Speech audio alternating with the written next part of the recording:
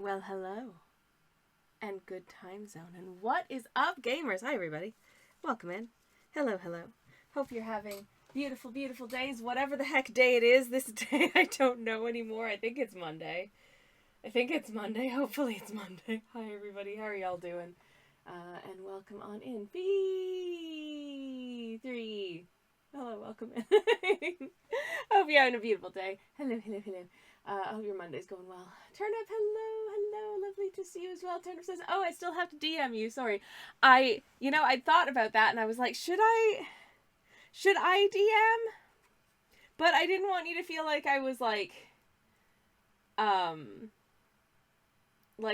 bothering. But I also didn't want to not follow up in case you forgot, and I didn't want you to think that I'd forgotten. And then I got way too thinky-thoughtly about it, and so I decided, no, that maybe they just need time to think about it, so I'm gonna not DM, so I didn't. So that's that completely pointless anecdote. But hi. Welcome in, everybody. Hope you're all having good Mondays. I've had a fairly, believe it or not, based on the speed at which I'm talking to you right now, I've had a fairly low energy Monday so far. But, hoping to correct this now. Feeling a little bit more sprightly now that I've got, streaming stuff to do, which is great. And I'm not feeling 100% about this artwork, but hopefully we'll be able to wrangle it into something that I feel like looks okay. It doesn't... Listen, not everything that one produces has to be the greatest thing ever produced by anyone at all in the world. But I just wanted to do some sincere pirate fan art today, and I hope that's all right. If you don't know what that's all about, just accept these little dudes in the 18th century making themselves a breakfast, okay? This is because we are making our way through the Stream Inc. Cozy January Recovery Prompt List, which I love the Stream Inc. January prompt list because all of the prompts are so just like cozy and very low stress, which I really appreciate. So that's where I'm at today. I ended up, guess what? I'm not feeling very well again. I can tell that I have sort of crested the apex of feeling not very well, and I'm coasting towards feeling okay again. But yeah, I got hit with, oh no, I don't feel good yesterday. Or no, Saturday, I guess, and it was very bad yesterday. And now I'm starting to feel better again, but it is every time I start to feel better for a few days, I get hit with something new. And this is this week's. I'm really hoping that by the end of the week I'm feeling better enough to finish filming that damn YouTube video I wanted to do in October and then got, intermittently super unwell for a couple of months. We'll see, I guess. Oh my god, I'm so sorry for the shaky cam. I hope everyone's okay. I hope everyone is okay. I'm so sorry. Thank you for the feel better, Turnip. Thank you. I appreciate it. Turnip says, hadn't forgotten, just hadn't sat at my computer much. That's fair. Twitch or Discord. Discord's probably easier for me, but whatever works for you, because I look at both, obviously.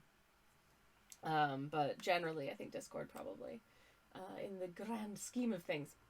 But, doesn't really matter. Anyways, this is, so the, oh, excuse me, the prompt for today, I'm gonna pop a link to the Stream Inc. website. I hope that's how you spell card, isn't it? Card with 2 R's.co. Maybe I'll just click on the link and see whether or not it works. This is the Stream Inc. landing page that has the prompt list as well as links to Stream Inc. socials and stuff. Places where you can @ and hashtag if you do any of the prompts or want to join the community on Discord, that kind of thing. You can do that, and it's a cool, fun place. I can show you the things that I've painted so far for the Stream Inc. prompt list. So we're on the last one, which is pajama breakfast, which is why I'm doing these two little guys having their breakfast in their pajama jams. They've got some nice jam, spreading some jam on toast here, I reckon. I'm gonna draw another I'm gonna give this floating head a body. I didn't get a chance to finish the sketch. It was kind of a weird, hectic afternoon because I actually wasn't able to do much this afternoon because my computer, not this computer that I'm using to stream, but the computer that I use during the day to do like answering emails and that kind of gubbins, which is a different machine. I needed to run a major update, and I was like, okay, so I started running it at like 3 o'clock, thinking, you know, this should be fine. And estimated time to complete 180 minutes. I'm like, oh, well, I guess I'm not getting anything else done today. So that's still doing its thing over in the other room. And I am sitting here, having had the thermostat on. It's switched off now, but I am in way too uncomfortably warm in this sweatshirt, and I should have put on a different top. But never mind. my plan for today is to finish this sketch and start painting in this little breakfasty scene in their little pajama jams. I hope it's obvious that this little fellow's hair is a mess because he just woke up and he hasn't had a chance to, you know, give it a nice brushy or anything like that. So yeah, that's what we're up to today. I hope that's okay.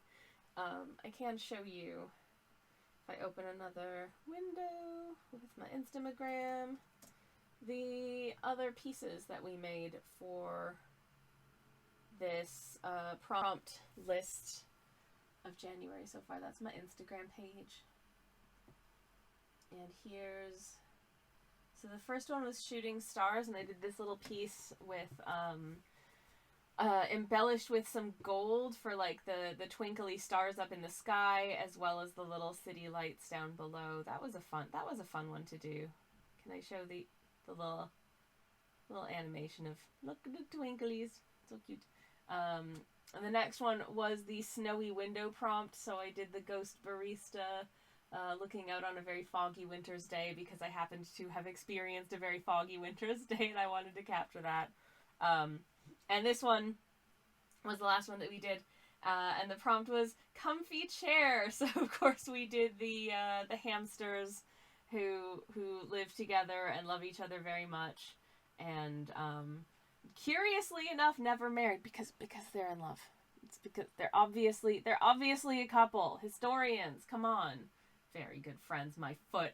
Anyways, but what we're working on today is pajama breakfast, which I thought would be nice and cozy. So this little guy, I put him in a little cozy little pajama jam crop top and some pajama jam trousers you can't see very well, and a nice cozy 18th century wrapping gown because they are the best and the comfiest garments to ever exist. And this guy I'll probably just put in some kind of ruffly nightshirt because you know what? That is an aesthetic. And that is an aesthetic that I am 5,000% here for. I'm going to... Honestly, my hands are real dry, so I'm gonna go get some moisturizer real quick and moisturize my hands. So, BRB for just a second. Apologies.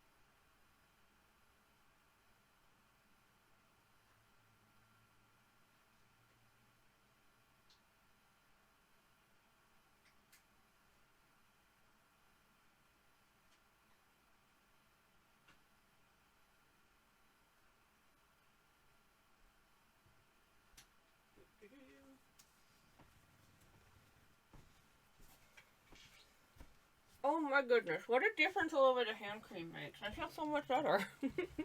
Hello again. Okay. I am, once again, happily married. Hello. Whilst I was in there, I also changed out of my very large, very warm and cozy sweatshirt into a nice little, it's not very exciting, but it is a t-shirt, so much more comfortable, given just how incredibly warm it is in this room. Dan says, "Oh my days, it's Sammy J. Kelshington. How goes it, fair bean? This bean is tired." But otherwise fine. How goes it, my friend Dan? I hope you are well. It's wonderful to see you, and welcome on in. Hello. I am finishing the sketchies on these little dudes, because I did not do that earlier, because I did that thing where I, like, stare at the paper for inordinate amounts of time, and end up, spending way too long trying to figure out the composition of the piece without actually composing the piece.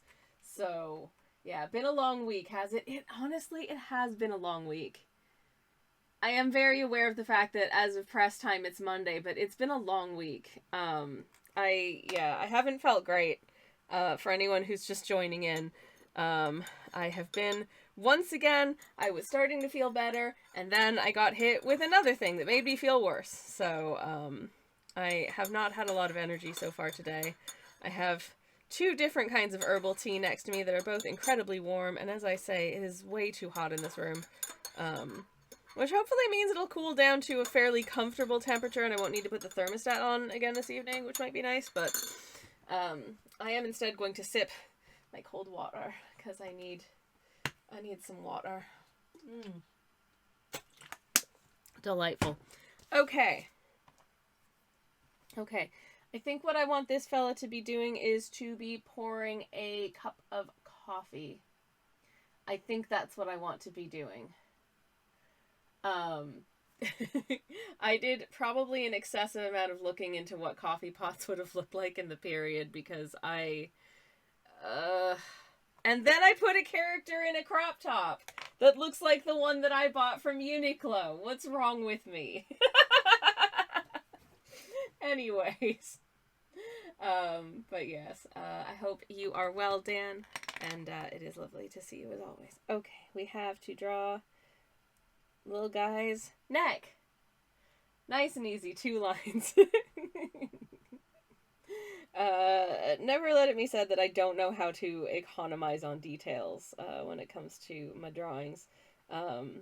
Don't look at any of the pictures where I've drawn excessive amounts of bookshelves. Those don't count. Shh, it's fine, don't worry about it. Anyways, so I want to give this shirt a little bit of this is a fancy little nightshirt. It's got some ruffles and stuff. Also, it's, as was common of the period, it's got quite a low neckline. So I have to sketch in the little chest hair. Well, that does not want to focus. Focus up. Look, just like that. There we go. Okay, good. Anywho, speaking of which, there we go. Okay, nice, done. Anyways, and I think it's probably gonna want some nice sort of like puffy sleeves as well. We love a bit of puff sleeves in this house, I think. At least I do. So,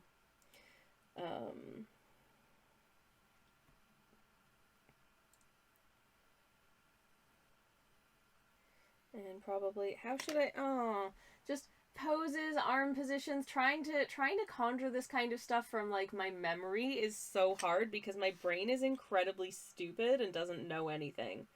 Like, just basic retention of any knowledge.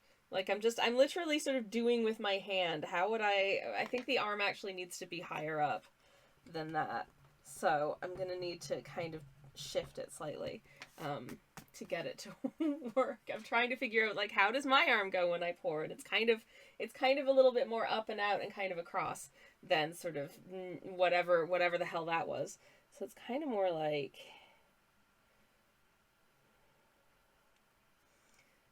it'd be more like this. And then like that. But I think what I do want to do, I want to give a little bit more volume to this sleeve, because I like a voluminous A voluminous puffy shirt sleeve I think is just so fun. Like that.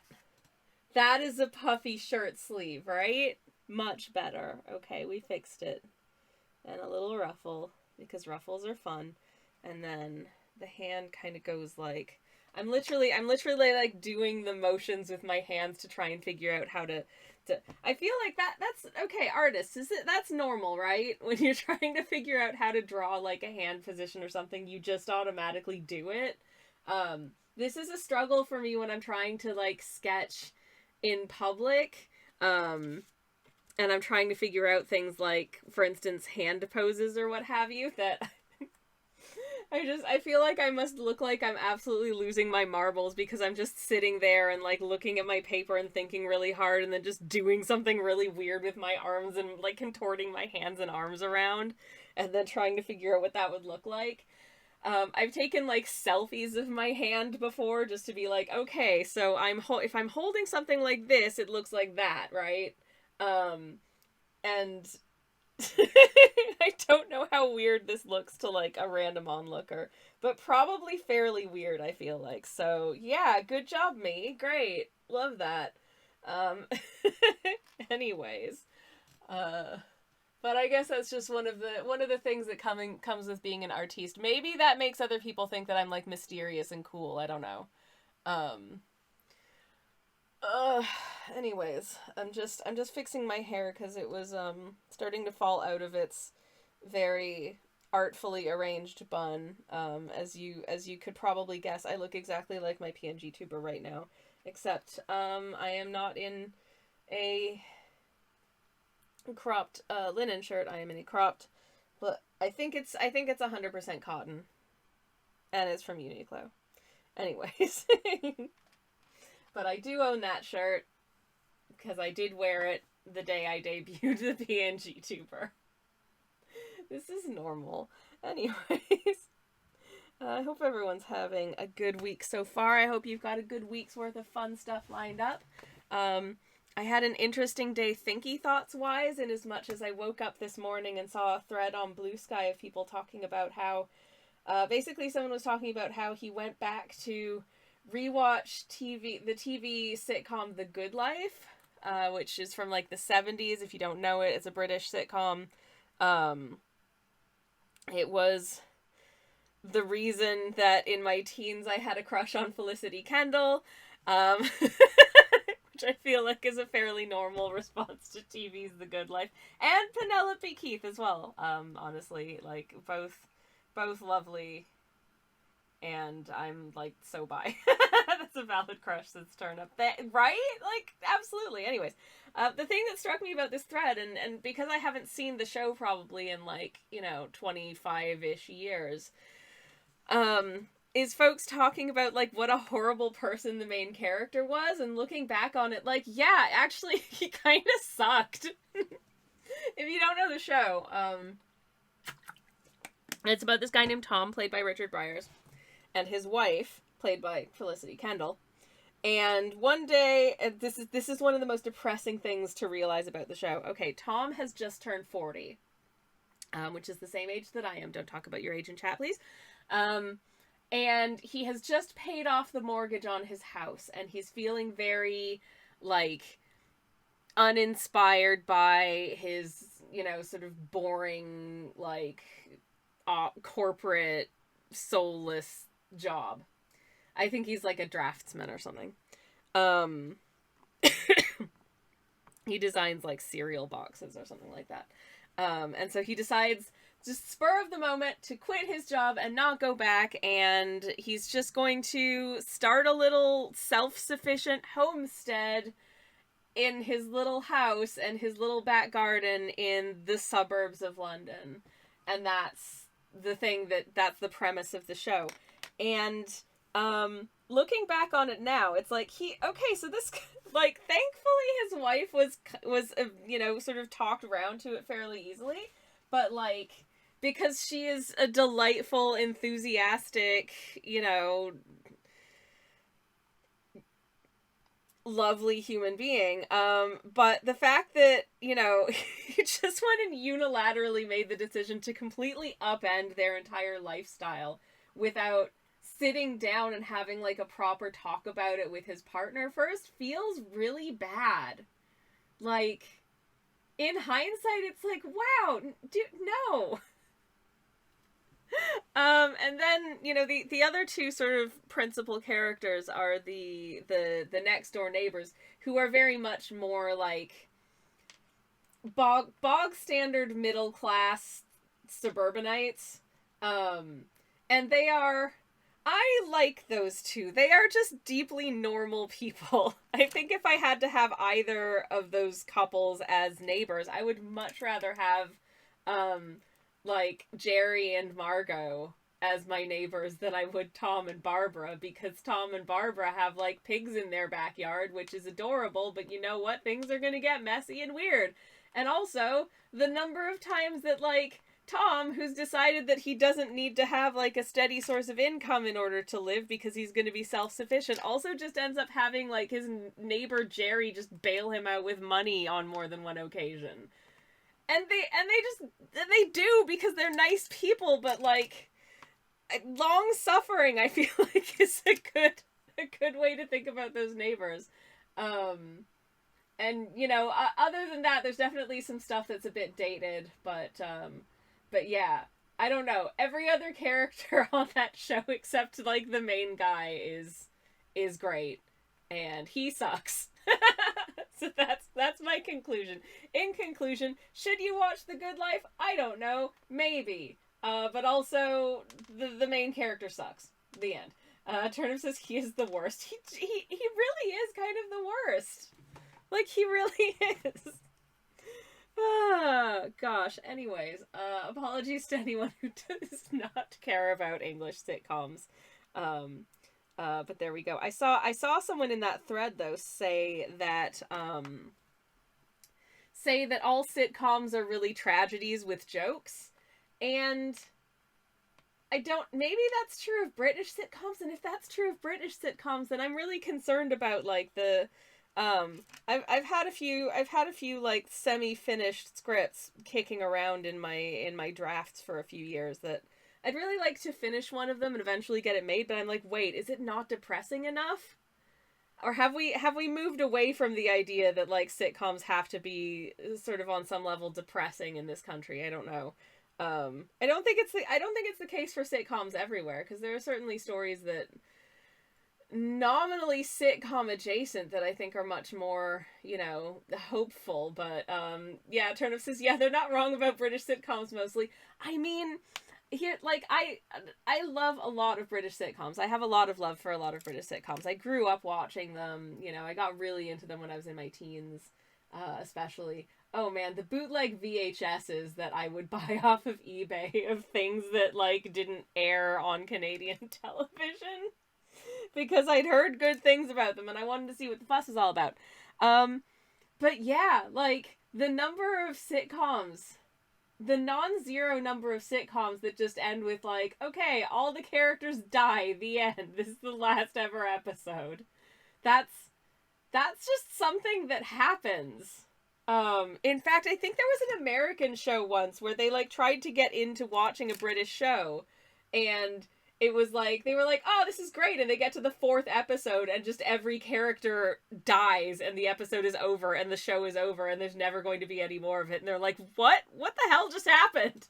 Because that's, like, the opposite of American shows, where they will just, you know, if a show is good and takes off, they'll just, or at least they used to, before streaming became the behemoth that it is now. They used to do this thing where if a show was good, they would just keep making it until they reached at some time past, like, the apex of diminishing returns. And they would just kind of let it get progressively worse and worse until eventually they were like, okay, we should probably just end this because people aren't watching it anymore. Speaking of, I was thinking about The Simpsons the other night. Sorry, I'm just bouncing around conversation topics this afternoon. I'm not sure why. But thinking about The Simpsons is still ongoing, is it not? Is it? Are they still making Simpsons? I don't know. I feel like if The Simpsons ended, I would have heard about it. And yet, on the other hand, my God, they have to stop making The Simpsons. They're still making The Simpsons. Turnip has confirmed this. They have to stop making The Simpsons, for the love of God. I don't know if it's good now. I don't know if like... I feel like it got kind of bad for a while. Maybe it's better now. I don't know, because all of The Simpsons, like, references and points of reference that I have are from no later than, like, the late 90s. I have not seen The Simpsons in years. I do not know who is still watching The Simpsons, because it's not anyone I know, including people who consider themselves huge Simpsons fans. But my question about The Simpsons is that I feel like maybe this is just the way that I think about it, but I feel like if I were a cast like one of the core cast members of The Simpsons, not like one of the, like, supporting actors, but someone who is, like, plays one of the members of the Simpsons family, I would feel scared about making the unilateral decision to, like, retire, for instance, because some of them are getting older and eventually they might want to retire, or maybe scale back the amount of work that they do. And I would not want to be the one person to make the decision to leave the show, because, like, I feel like at that point the network is going to be... Are they going to recast it? Or, like, didn't one just retire recently, says Dan. Did they? Ooh, the plot thickens. I need to find out about this. 'Cause you have piqued my curiosity, because I haven't, as you can tell, I have been thinking about this. I was talking about it with Sledge on the weekend. For those who don't know, Sledge, Twitch user Sledge Calorie is my moderator/spouse. Simpsons cast retire. I'm looking it up. Okay. So apparently, back in November, Pamela Hayden has retired from the show. She is 70 years old and was still playing a little boy, which is wild. So I don't know if that means that that they've, like, recasted the characters that she did, or if they're just going to, like, not, because there are so many other side and supporting characters in The Simpsons. I feel like if one side character just doesn't really show up as much, you're probably not going to notice a lot, or you can kind of write around it. But what I was wondering about most of all was, if somebody like, trying to remember all of their names, Nancy Cartwright, who does Bart's voice, if she decided that she was done and she wanted to leave the show, would they recast Bart? Because I feel like I don't know if a lot of people would be like, it's not good anymore because they recast Bart, or there would be, like, they'd be worried about backlash, or if they would just at that point be like, you know what, we had a good run, maybe let's just end the show. And then is everyone else going to be like, well, thanks that one person for making the show end. Dan says they're going to go the Emmerdale route and crash a plane on the pub to cull some of them. Oh! I mean, at this point, I think wild enough things have happened on The Simpsons that they could just do that. But it was just a thought. It was just a thought that I had, that, like, what if, like, the person who does, like, Marge's voice or something was like, you know, I'm tired, or, like, my health is not good, or whatever, and I need to, I would like to not work anymore. What would they attempt to recast, or would they just be like, okay, we're done? Because honestly, at this point, like, who is still watching The Simpsons? If anyone in chat still watches The Simpsons on the regular when new episodes are released, I'd love to know about it. What's it like? Is it still good? I'm probably not going to investigate myself unless I have on very good authority that I should do so, because my time is precious and I could be rewatching the same 3 Jenny Nicholson videos instead. But Turnip says, I was going to make an already a train wreck joke, but I can't bring myself to make a joke that bad. Oh, thank you for telling us you were going to, though. I appreciate it. Okay. I have to okay, the hand is here. I'm going to look up a reference again for an 18th century coffee pot so that I can hopefully draw something that looks... Anyways, I hope Pamela has a nice retirement. Maybe spend some time with her, you know, grandkids or pets or friends, or take up a pottery class. I don't know. I don't really, despite knowing a number of retired people now, and as much as, you know, both my parents and my parents-in-law are retired, I don't really know I don't know what they do all day. Because they don't have jobs. I can't really envision not having some kind of job. Unless I'm, like, too sick to have a job. But at the very least, that's because I don't really envision myself wanting to not, like, make things and then share them with people. You know, if I were able to retire from, like, my current day job, I would just devote more of my time to making, like, art and videos and writing things, maybe publishing some stuff, so I'd still have like 5 jobs. I'd just be doing those more. I really wish that was what I was doing right now. Anyways, Tan says she can't take up pottery.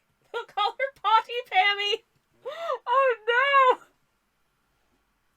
Oh, that's very unfortunate. Oh no! Anyways, I'm gonna take a sip of my tea. Oh, Dan, no. This tea, by the way, is, so, okay, I bought myself an advent calendar of tea back in December, and then I ended up not drinking most of it because I was very sick for most of December.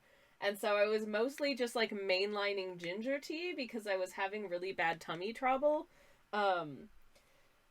Consequently, I have all of these advent calendar teas left. So I've just been kind of picking my way through, rather than based on, like, what day of the month it is at this point, just based on vibes. Just picking up, like, a random one, being like, do I feel like drinking that one? No. Do I feel like drinking this other one? Ooh, yes. So today I'm having Dozy Girl, which is, like, this brand's equivalent of, like, a sleepy time type tea. So it's an herbal tea. It's got chamomile and lavender and rose petals and other botanical goodies, and it's very soothing and calming, and maybe my words per minute will slow down a little bit if I drink more of it. I'm sorry. But, so yeah, that's, excuse me, that's where I'm at. I think we want a fairly modest little, a modest little coffee potto here, I reckon. So let me see if I can attempt to approximate one of these bad boys as best as I can.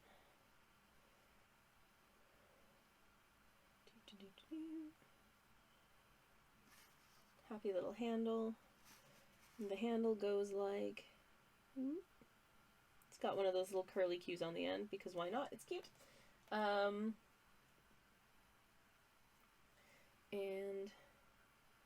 then it goes kind of directly into sort of the top bit here. And it kind of fans out just a little bit. There's a little base at the bottom, like so. And it has a little bit on the top, like so. And it has a little spout. It goes like this. And then I have to figure out where I'm holding the cuppy. Oh, this coffee pot looks super weird. Oh well. But I think this is a fairly good approximation of what such an implement would have looked like in the period anyway. So at least that's a something. So let me see. Once again, you can't see me, but I'm miming with my hand. So I'm holding this teacup in one hand and figuring out where it would be if I was pouring. So it would be about here. Okay. I think I can figure this out. Ooh, I also just found a little Warhammer piece. I hope that my husband isn't missing this. It is. This was just next to the painting mat here. It is, I don't know if you can see this in my palm, but it looks to be a little arm and a hand holding a little stick. Whoever's arm this is, they really love their stick. And, you know, I love that for them. So I'm just going to set this very carefully off to one side here, just in the corner of the mat. So I can point that out to my moderator/spouse when he gets home. Okie dokie. So this arm is down here.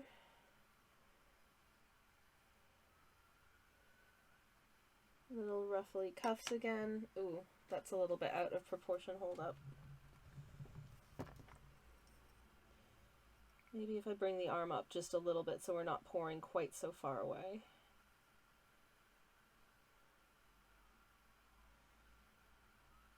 There we go. And just holding the cuppy.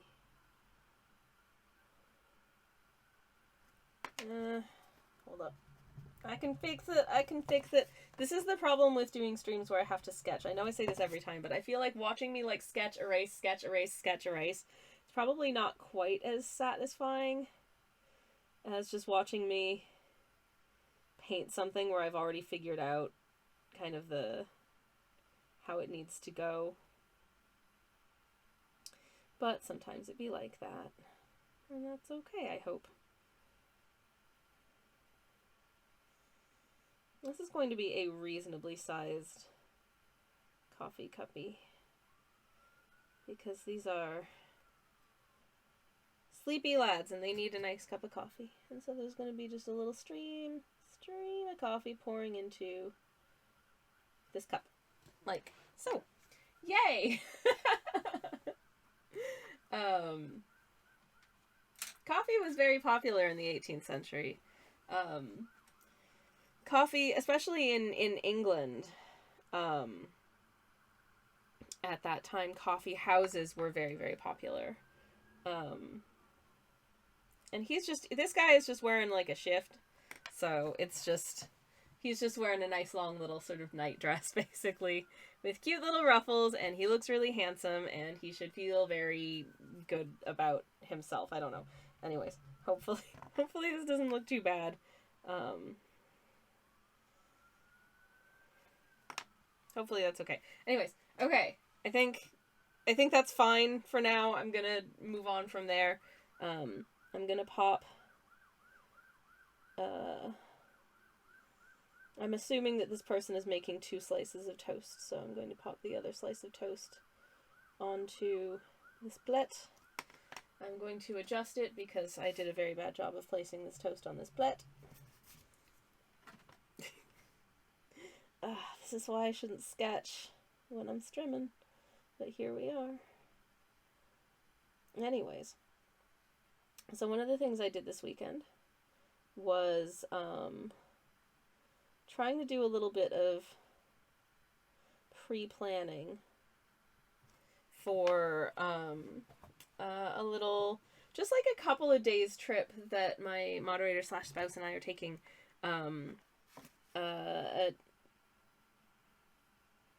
next month, because the 7th is our 10-year wedding anniversary. Can you believe? I'm so happy to be married.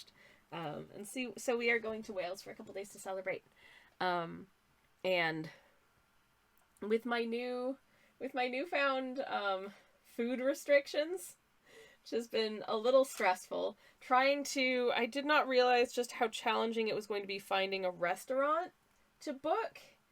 Anniversary means burritos, right? We will be getting burritos, yes, but burritos are a struggle for me because they're normally made with wheat tortillas, and I have developed a sensitivity to wheat, so I don't know how we're gonna do that unless I can get ones that are made with corn tortillas, of course, in which case I will be doing that.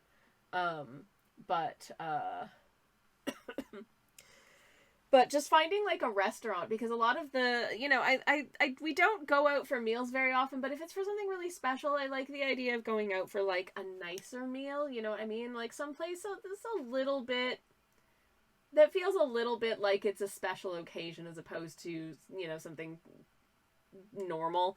But a lot of the like nicer restaurants, the award-winning restaurants, the restaurants that get put on the best restaurant lists, are the kinds of place that do those really seasonal menus where the menu changes every month or the menu changes every week, or the menu on the website is a sample menu and they haven't bothered updating it since November.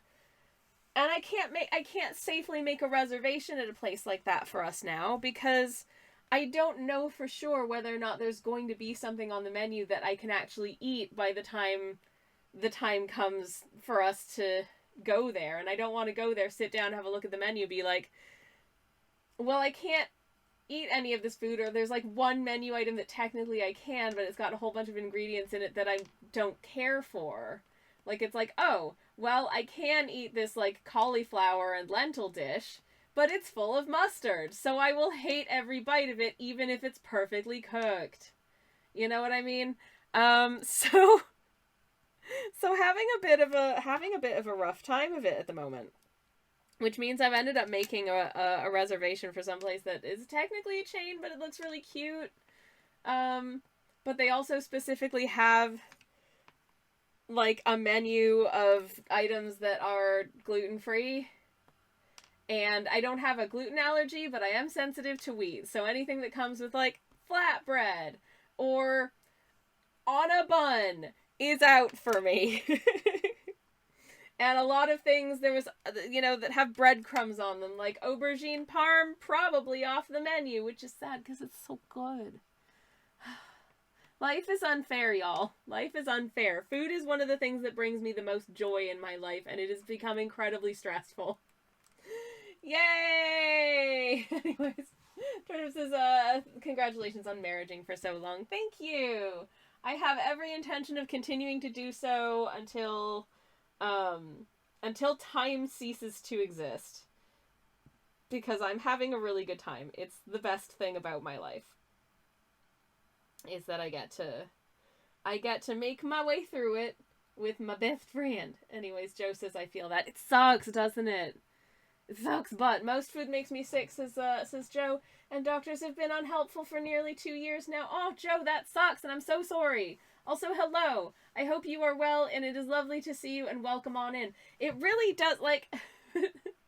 It really does require a lot more pre-planning that I think most people have to put into going out for a meal, doesn't it? Like, I'm going out for a meal with a group of colleagues next week. And my decision on whether or not I was going to go basically hinged on, can I see one thing that I could eat on this menu? And I did, so I was like, okay, fine, I'll do it. Because it's on somebody else's tab, so it's free food. But I'd rather it wouldn't be free food that, like, gives me symptoms. Not good. I don't eat out too stressed, says Joe. Yeah, I feel that intensely, and I hate this, and it sucks, and I'm so sorry. 'Cause it's just, ugh. I remember one time I was trying to find something interesting for us to go out in a big city. I think it was my moderator/best's birthday, and I looked on a whole bunch of best restaurant lists, and like I had less restrictions at the time. So we just had, between the two of us at that point, we had like, I don't eat meat, and I have a mushroom allergy, and he has a peanut allergy, and that was it. And I had to rule out so many places because,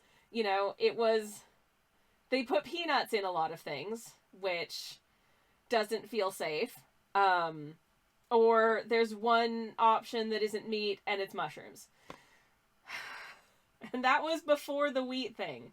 So, like, my safety for a long time would be like pasta or pizza, because there's usually a good veggie option for pasta or pizza, right? Well, I'm now lactose intolerant, and there is a workaround for that, which mostly works. But the wheat, I just can't. I just can't have more than like a digestive biscuit without risking feeling very, very bad for a while. So, yay! It's a good thing I love cooking at home, but yeah, I wish it was. I wish it was easier. I wish it was easier for the myselves and for the Joes of the world, because we deserve delicious food and to not be stressed about it. And for anybody else out there who has to deal with this kind of crap, I see you and I love you. And yep. Anyways, breakfast. Safe breakfast. Both of these lads are fine. They're making their own breakfast, and it's things that they enjoy. Today it's toast and coffee, because I'm not a big breakfast person. There's a question for the chat. Are you a breakfast person? Do you, like, when you get up in the morning, are you hungry and do you want to eat something, like, straight out of bed? Or are you, like, I get up in the morning and I mainline a nice cup of coffee and I pretty much run on that until lunch? Or are you, and I wake up in the morning, I take my meds with a big glass of water, and I don't have coffee until lunch? Because that's me. I get up in the morning, I take my medicine with a nice big drink of water, and then I don't actually put the coffee on until lunchtime, at which point I eat lunch. Like noon. So, but you know, that's all right, I think.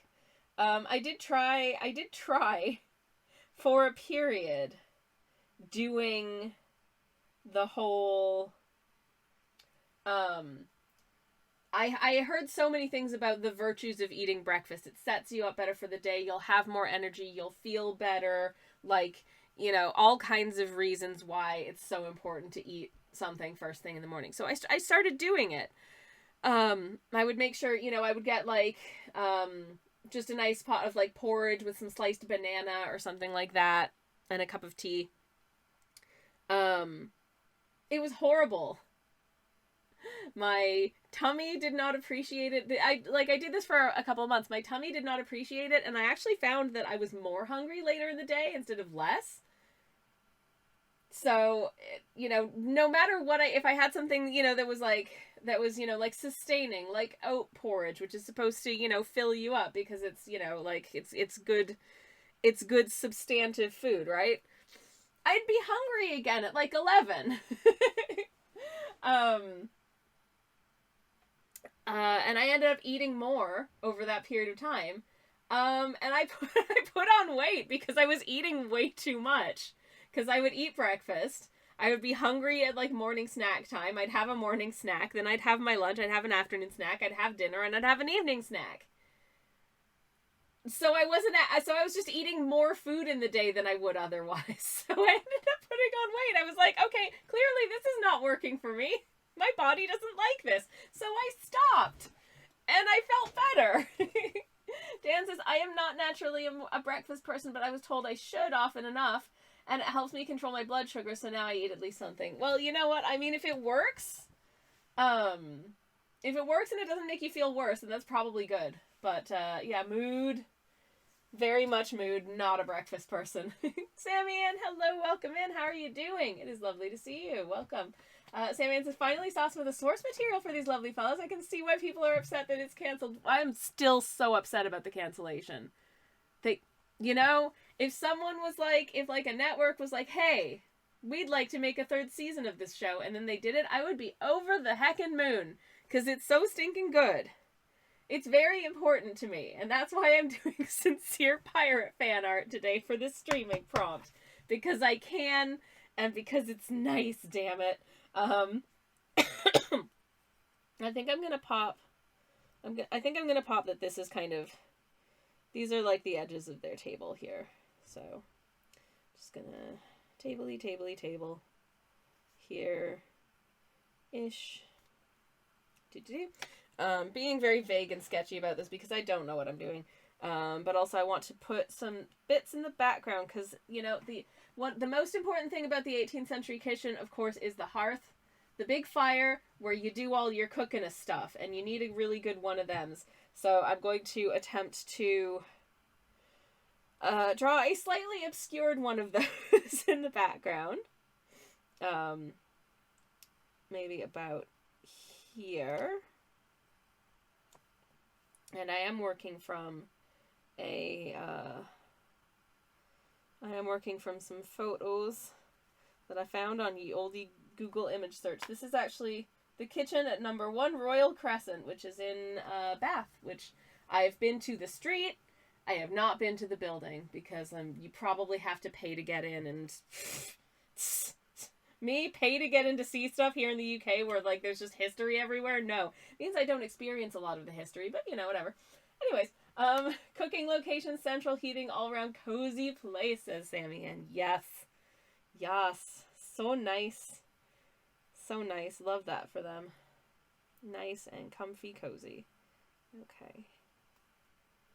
There we go. I guess it's kind of like that. And the other side of it is coming down here. That is very much uneven. It would be more like that. Let me... Okay, that's more like it. If it's a little imperfect, I'm not too concerned. Because I would rather it be done than I futz with it for the rest of my life and not get it finished this week.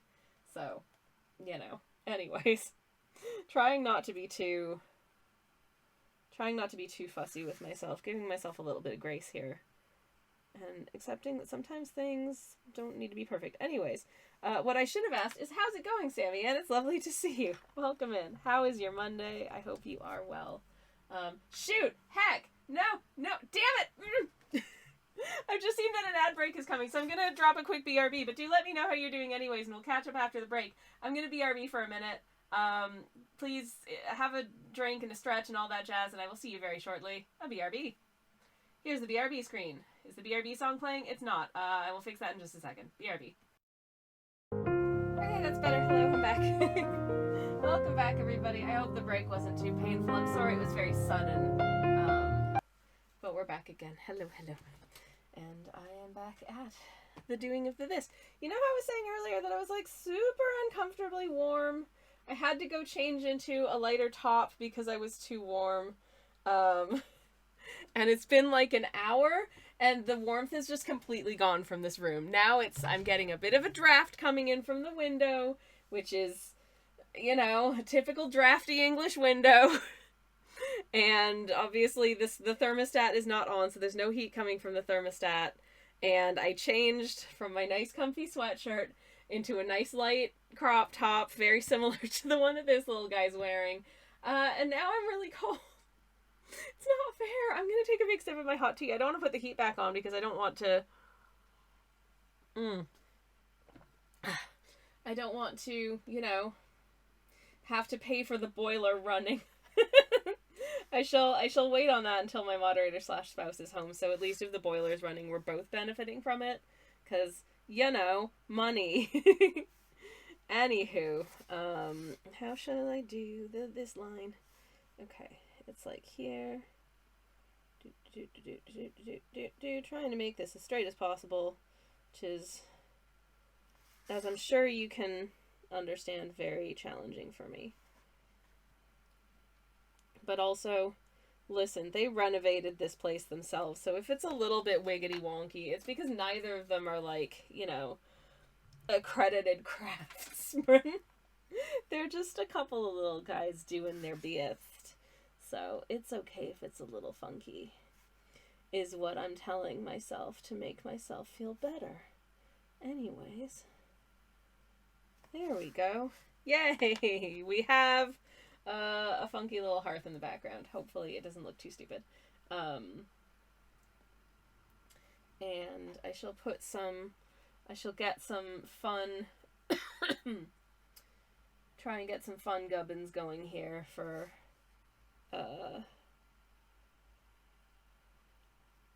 that as well. Get a little cooktop there, and then we can stick like we can put a little, like a nice big kettle onto it for boiling the water, because it's very important to have a good pouring kettle for your water with one of these. Is it wonky? Yes, but you know what? That's fine. This is supposed to be a fairly simple and not too complicated piece. I'm very much making it unsimple and overcomplicated now. So, oh no. And then I guess this is just going to be slightly uneven floor behind them to do. But also, la table. What am I doing with this table? This table looks bad. So hold up. Table. Table. Us.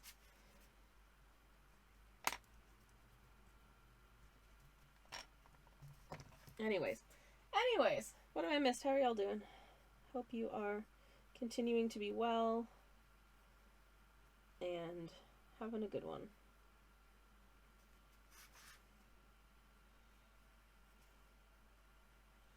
Angles are weird, and I don't want anyone to interrogate them too hard.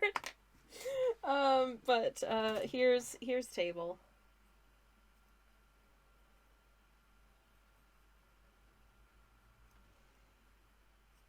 Here's legs. Okay, good enough. Anyways, this is why I don't normally stream the sketching process, because it's sketchy. What should we have on top of the thing? I might have some little, like, just some little hooks here with, like, we've got just some implements attached to them. Here's like a little fish slice kind of thing. And next to that is maybe, it's just slightly out of shot because his head's in the way, but maybe we've got a little, like, some kind of spoon next to it. I don't know. Anyways, I had a point and I forget what it was. Okay, here's the thing. I don't eat breakfast, but I do really love breakfast cereal, but it's just completely divorced from, like, the concept of breakfast to me. The only time when I really feel inclined to eat breakfast is when I'm traveling for some reason. When I'm away from home, like, I'll get up and have, at, like, maybe 10:30 in the morning, I'll have, like, a yogurt or something. But if I'm in my house, I'm not eating until lunch. I don't know why that is. But almost invariably, if I'm traveling somewhere, I'm like, yeah, I want to have something, like, mid-morning, and then I'll have lunch at, like, 1. But usually not very much food. Maybe it's just because of the, like, effort of traveling and my schedule's all out of sync. So my body's like, feed me. I don't know. But, that seems to be the way it goes. Or possibly because I'm eating earlier dinners oftentimes when I'm traveling as well. Like, we tend to make dinner reservations for, like, you know, sort of 6:30, that kind of time, when we're traveling. Or if we're being fed by other people, oftentimes dinner is earlier, whereas here at home we usually eat dinner around, like, sort of 7:30, 8 o'clock kind of thing. So maybe that has something to do with it. I just don't know. Did I make this kettle too big? I feel like this kettle is too big. I feel like that kettle is actually way too big. That's a way more hot water than either of these gentlemen are gonna need. So I'm gonna size it down a smidge, because actually it is a distance away as well. So this is still a very large kettle. Or maybe it's an elephant, I'm not sure.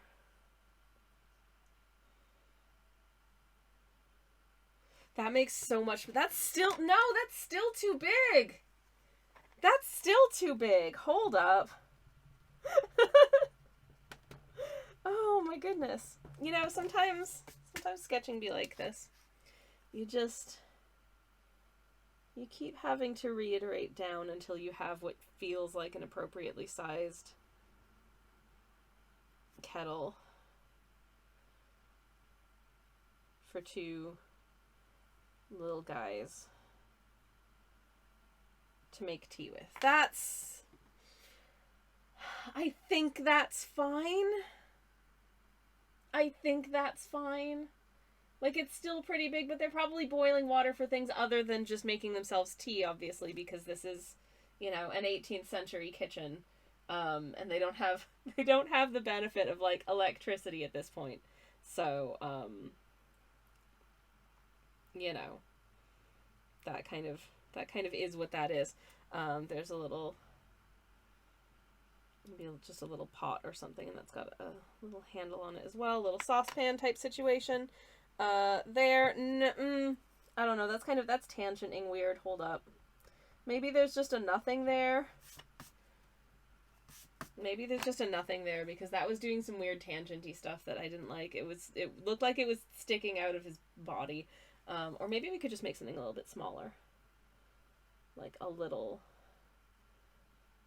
milk pan. And it's got kind of a little handle. Just kind of popping out there. And it's one of those, I know they didn't have those in the period, but this is one of those milk pans that has polka dots on it, because I had one of those growing up, and I used to use it to heat milk to make hot chocolate. It was great. Just a little enamel milk pan, in red with little white polka dots. I wish I still had one of those, because they were the gosh dang cutest.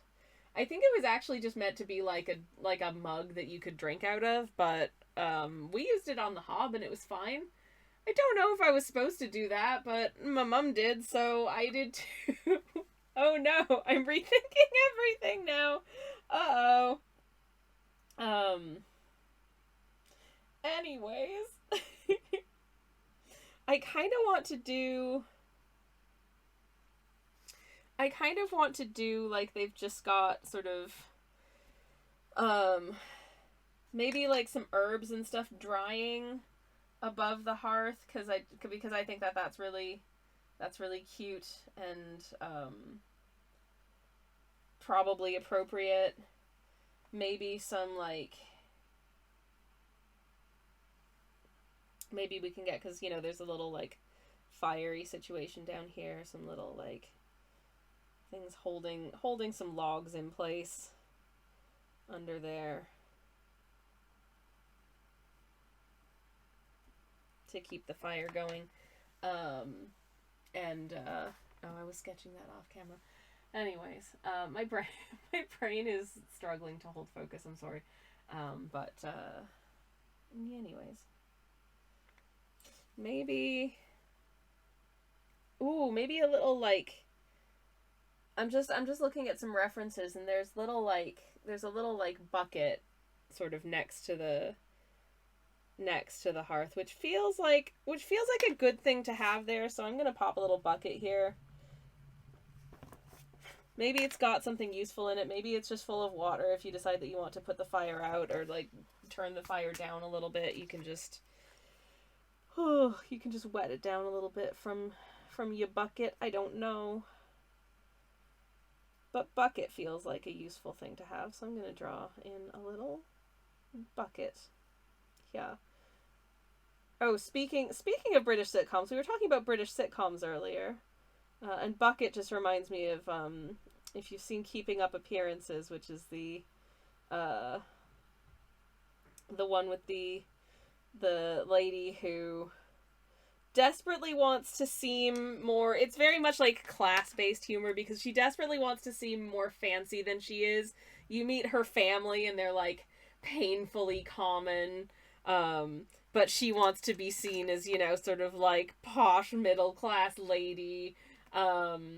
So despite the fact that her husband, you know, their surname is Bucket, she's like, no, it's pronounced Bouquet, and she's absolutely insufferable.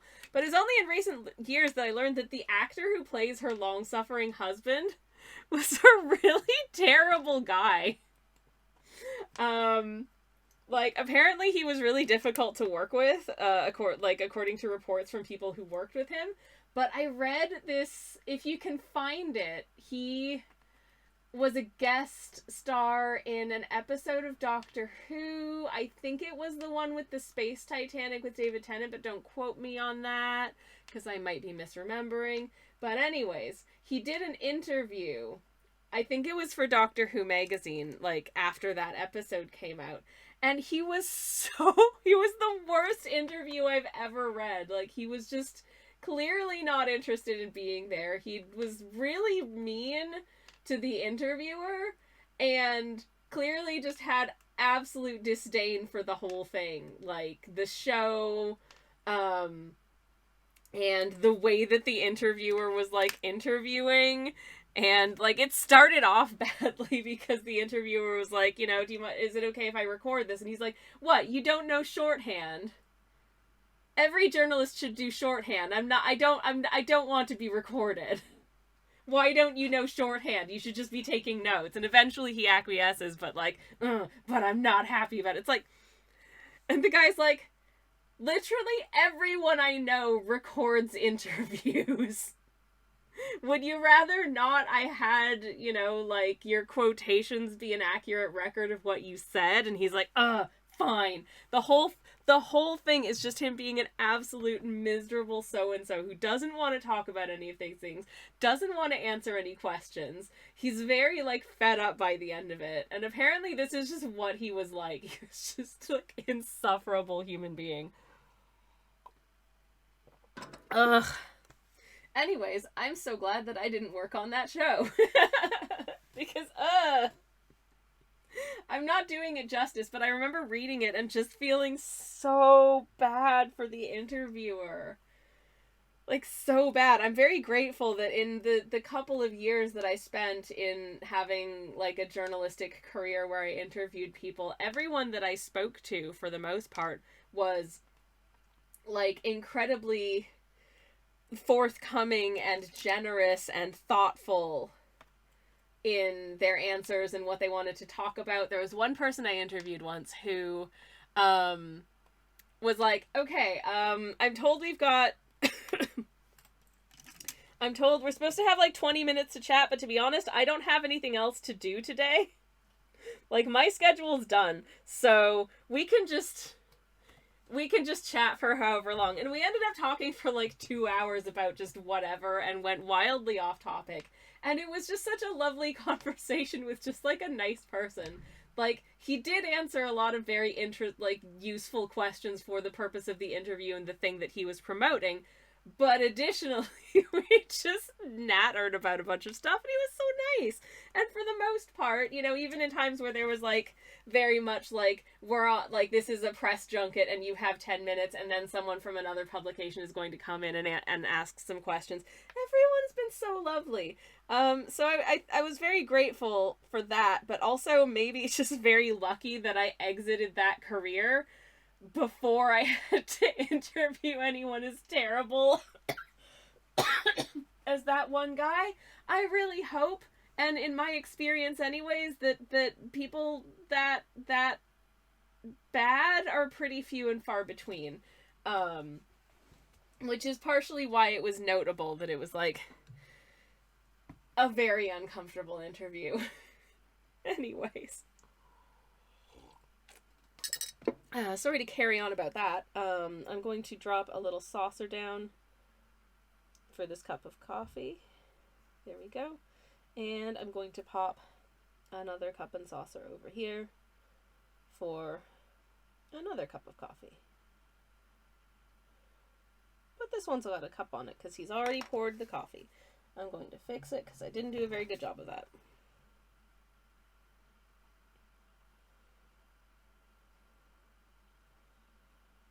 Still not great, but it'll do. These aren't the most ornate coffee cups, but they get the job done.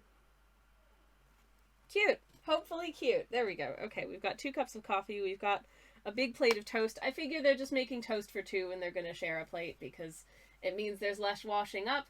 And also, I don't know, they can eat it Lady and the Tramp style-y if they want to and just munch on their toast and then have a little kiss because they're gross like that. Because I can.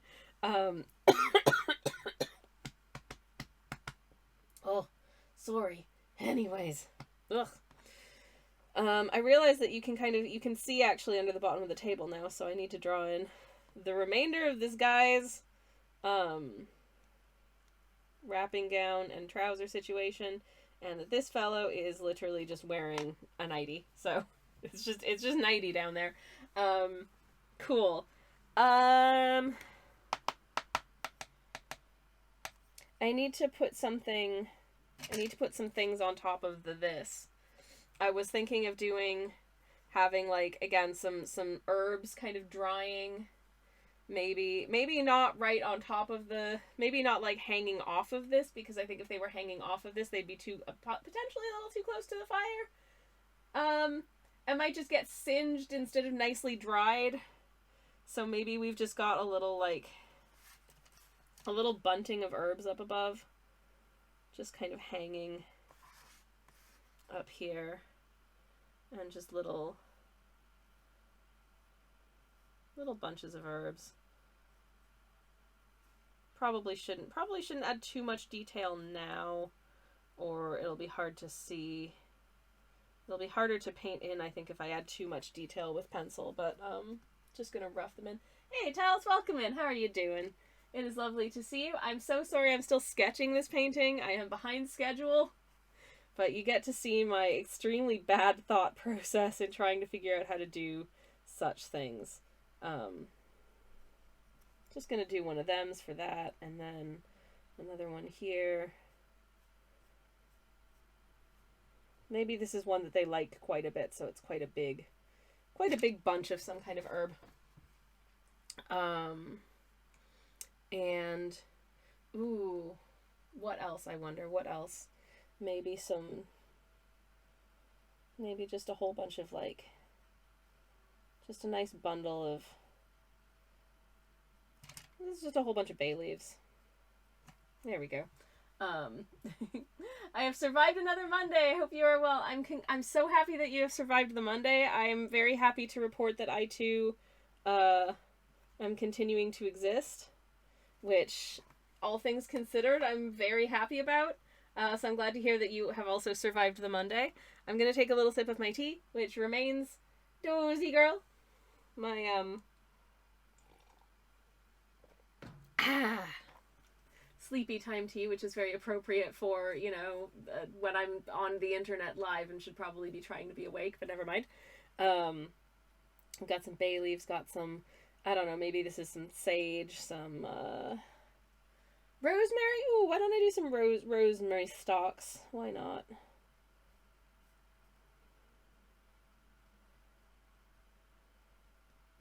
There we go. That's rosemary, I guess.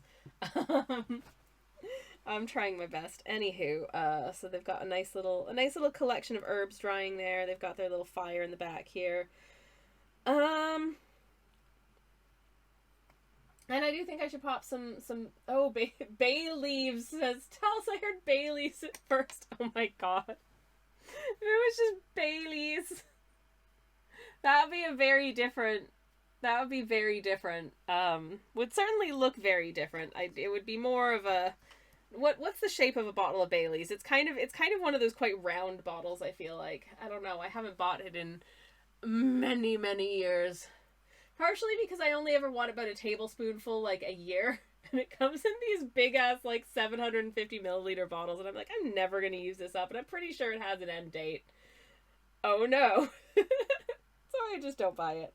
But there was a period of time in my 20s when I felt like I had to order a drink when I would go out to, sort of like a bar-y, pubby type place with my friends. But I don't like most alcohols, so my beverage of choice, if I could persuade the person to make it and they had the ingredients to hand, I would request. It's like a mixed drink, but instead of rum and Coke, my good friend, or vodka and tonic, or gin and tonic, or something like that, Bailey's and milk. Just whatever the measure would be of the alcohol is Bailey's, and whatever the measure of the mix-in would be is milk. And I liked that because it was milk, but a bit sweeter with a little hint of booze. I got a lot of weird looks for that, but it's I don't like alcohol drinks, but this is okay. It wasn't as sweet as just drinking your Bailey's straight, and I liked that, but Yes, anyway, sounds about right for the shape and the frequency of use, says Tells. Yes, exactly. About once a year and some hot chocolate. That's it, exactly. Yes, that is the use case for Bailey's for me now as like a normal person, is a hot chocolate in the dead of winter on a really cold night when I want something extra cozy. And I think it's delicious, but I generally don't want it more than like once or twice a year. Because it is a very sweet. And I could not imagine having more of it than that now. I don't know. I've just never been a big like drinky drink person personally. Like I have friends who are, you know, like wine connoisseurs, and I guess I'm the same thing but with coffee. Like I feel like I wouldn't really know my way around like a wine tasting, but you know, I can pick out tasting notes in a coffee, and I can, you know, attempt to extrapolate based on sort of the undertones of it, whether like what its process might have been. I don't think I'm super good at this point at recognizing like guessing origin characteristics based on a coffee, because a lot of while some locations do definitely express like a terroir, in which is a fancy like French wine way of saying like you can taste where this was grown in the finished product. I definitely get that from some coffees, but I don't think that if you just were to blindfold me, have me like sip some coffee and be like, where is that from? I'd be like, Ethiopia or Mexico or Colombia. I don't think I'd be able to do that, you know? But notes, yep. And I can definitely tell when some coffees have had a certain specific like process. Like sometimes if a coffee is like very fermented natural coffee, I can tell straight off the bat that for sure this is a natural coffee. But I've had coffees that have a bit of a fermentation-y funk that are the least type of like the least fermenty process of coffee. So, you know, these things do vary. Anyways, that's the things that I have to say about coffee, I guess, for now. Yes. What else should I pop up here? What else would be cute and appropriate to put there? Maybe they just have like an additional saucepan just kind of hanging out up here for when they maybe need it. Maybe this is like their big heavy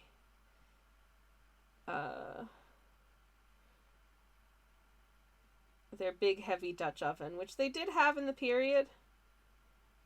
So this is approach. They did have like Dutch oven type pots back then. I know this because I watched the Townsend's YouTube channel, and they do a lot of savoring the flavors and the aromas of the 18th century, which is very fun for me because I love this stuff. Do I need to add anything more to this? I feel like, does there need to be anything kind of behind them on this side? And the answer is a resounding actually, yeah, they're done. Okay, we're gonna add some shelves in the back here. Just some like simple wall shelves. And not too many of them. But just some shelves where they might put, you know, like some additional crocks of jam and the like. Because you can never have too many jams, preserves, and marmalades. I say having, in addition to the raspberry jam currently in my fridge, I also have an unopened jar of lemon curd in the fridge. I have a jar of crabapple jelly. I have a jar of apple butter, and I have a jar of cherry curd. So, you know, like totally normal amounts of such things, right? Right? Please say yes. Please say yes. Gonna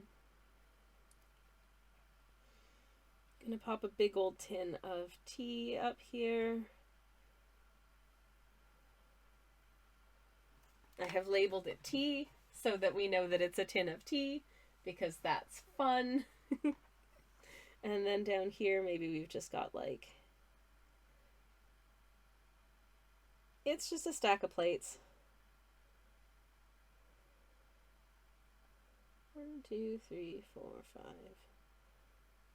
6, 7 plates, because they're using one of the plates. I have missed the question, but yes, absolutely. Well, for what it's worth, Tals, I forget what the question was, so fair. My memory is such that oftentimes once I've said something, it has exited my head now, and I no longer remember that I said it. Oh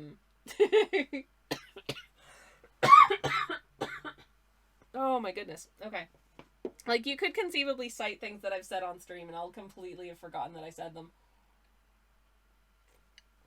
Weirdly enough, can you believe to learn, I do not go back and watch the VODs of my streams as a general rule.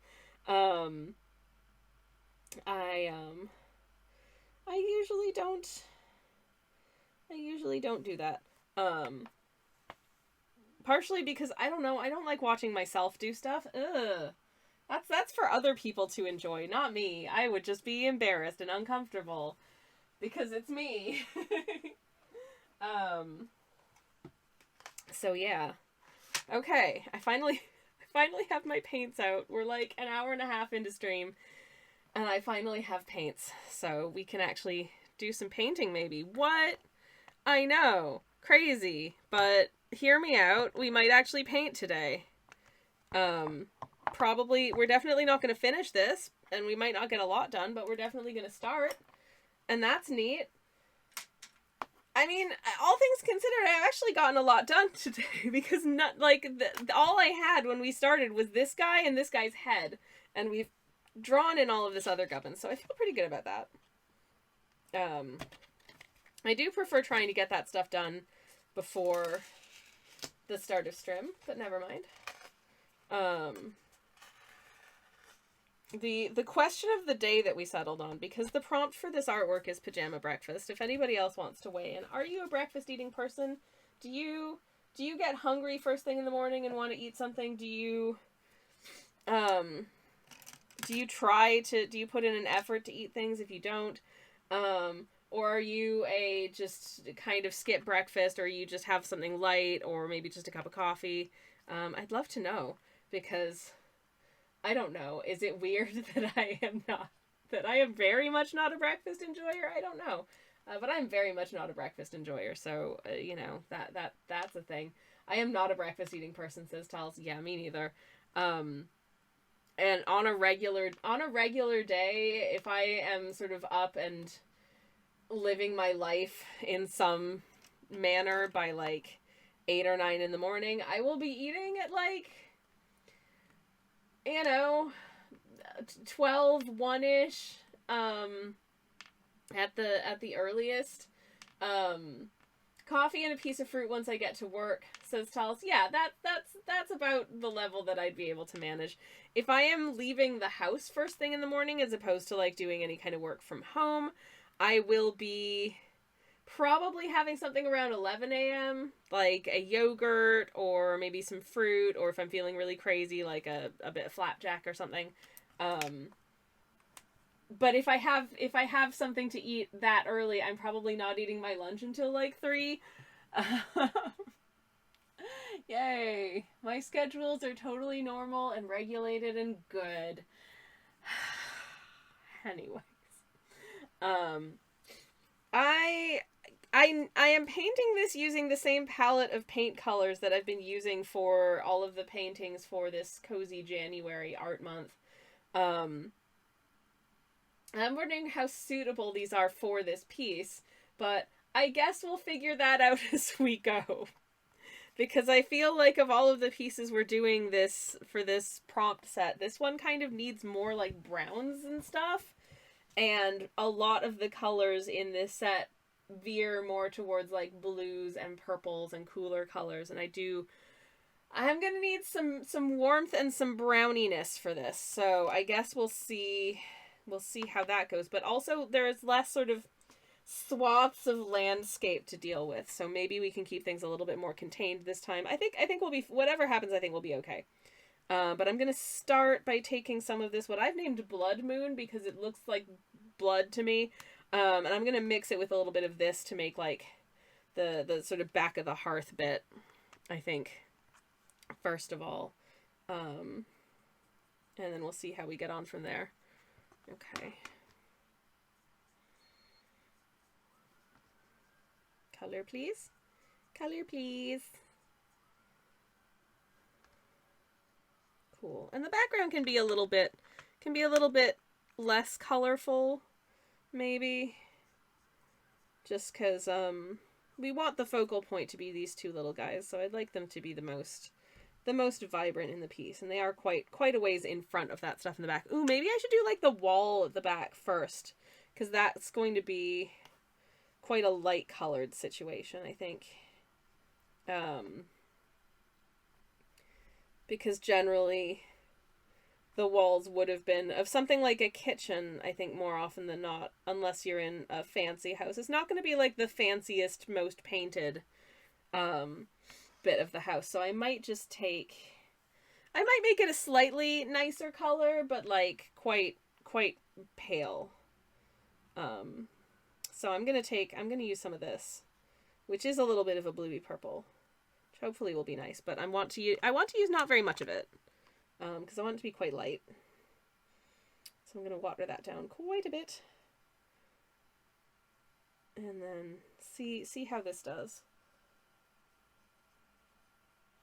Yeah, that's okay. It's kind of just a grayish purple.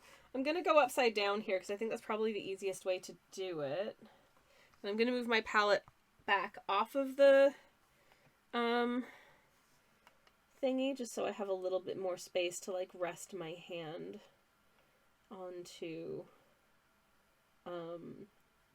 the mat.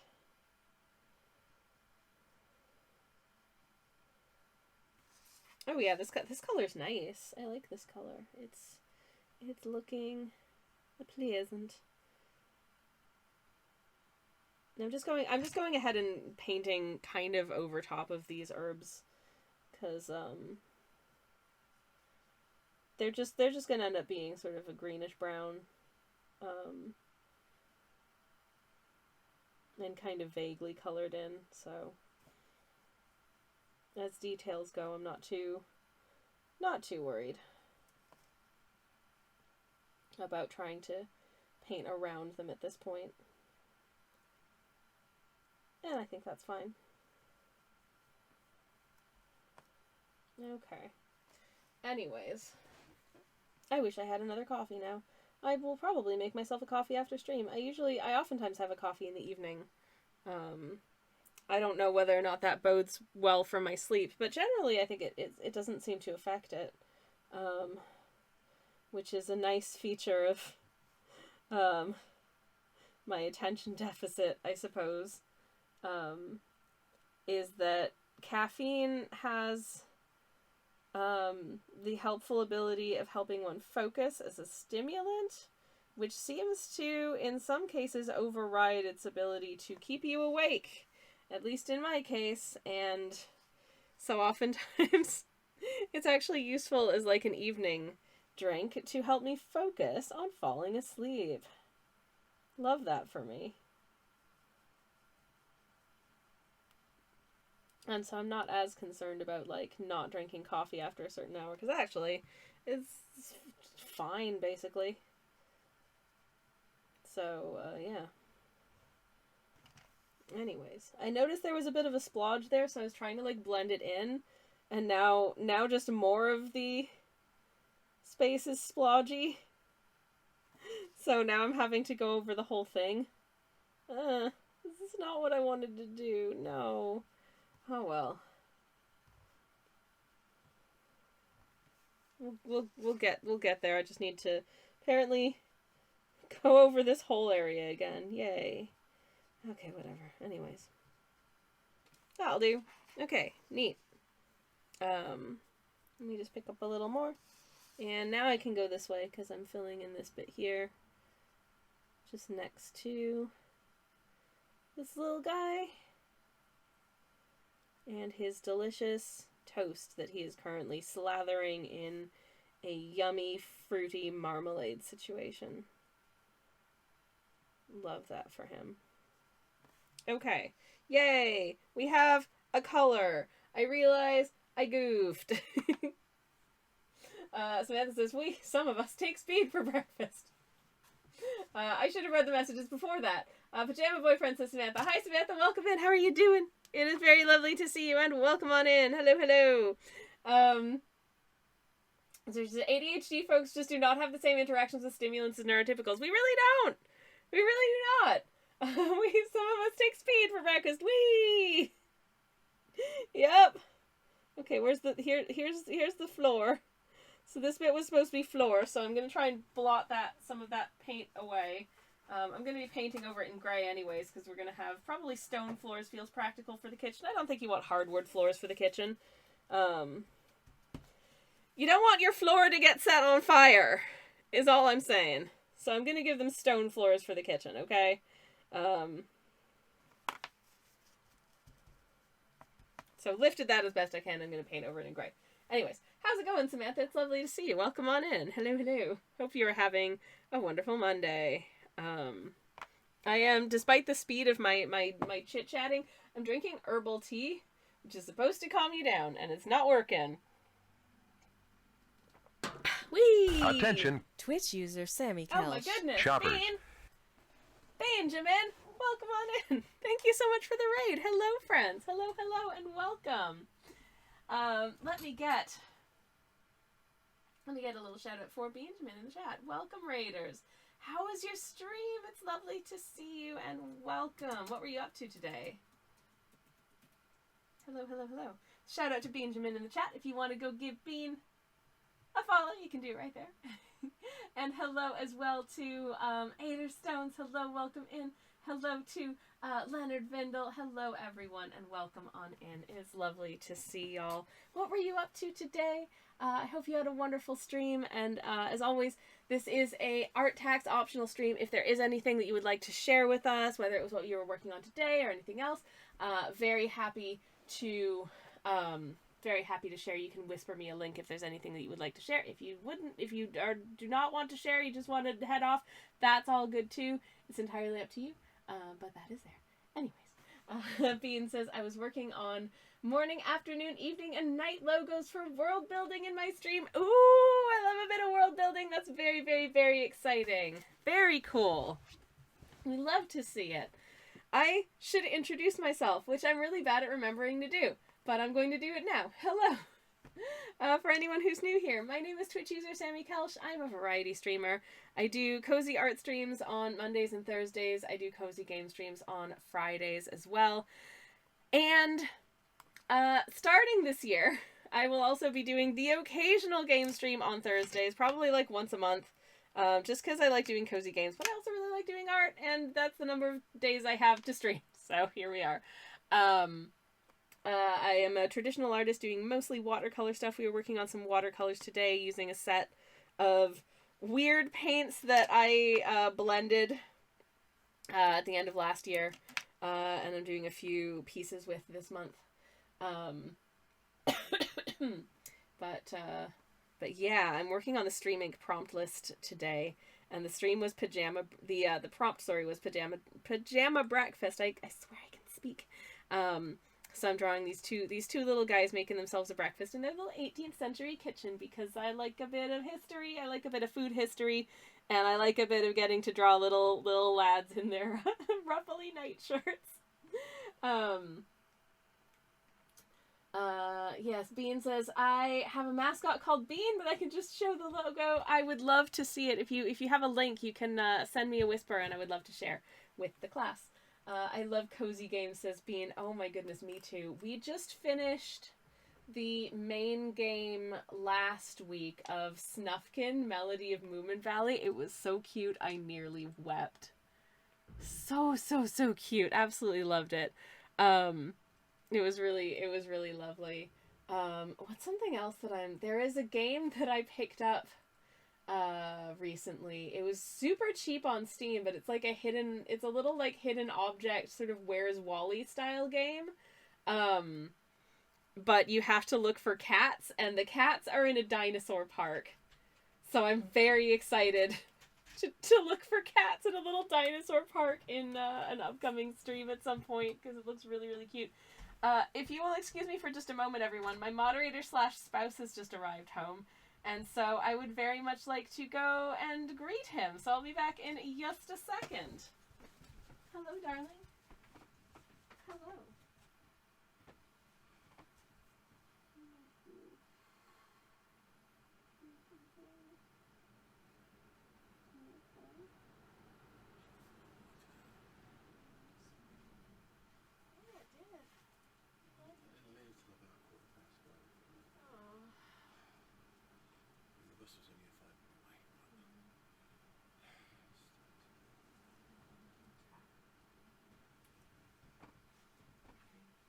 There's probably a bit of water in the kettle if you'd like to make your cup of tea.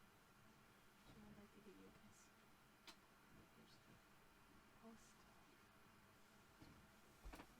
I love you, baby. Welcome home.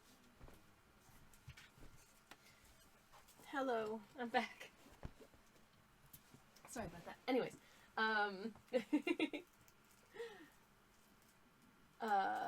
sweetheart, Samantha says hi. He says hi. That sounds like fun, says Leonard. Oh my goodness, it is absolutely lovely. Very, very, very fun. Samantha says those pirates look very familiar. I'm sure I have seen them in a television before. I have no idea of whence you speak. Absolutely none whatsoever. Anyways, please note the large tin at the back that is very carefully labeled with tea, because it is an important ingredient to have in your life. Though they're having coffee this morning, because sometimes it's nice to have coffee in the morning. Anyways, I've got a message from Bean. So, thank you for sending this in my direction, Bean. Ooh, these are really cool. Awesome. Okay. So I'm just doing a little vamping in the background while I cue this up so I can show them to the stream. These are the things. I love these. It's a very... I don't have good adjective for the style, but I really like the style that you're using here. I think it's very, very cool. It's kind of like... it's a very cool kind of stylized that I'm into. Please work. Yay! You can see it. There they are. These are the things that Bean has been working on, and they are absolutely delightful. For the afternoon and moon logos, I have 2 color options, still working it out. Ooh, I really like the, hello. My moderator slash spouse has just popped in to take a look, and he agrees. I really like them. I really like the sun's rays and stuff as well that you've used. I just think these are very, very cool. I can't wait to see what you do with them. But yeah, thank you so much for sharing these. These are really rad. Still working it out. You can do it. I believe in you. I really, really like the whole, I don't know, the aesthetic. The word that I'm trying to find is aesthetic of these. I think they're really, really cool. So thank you so much for sharing them. My husband is shaking his head because I lost the word aesthetic.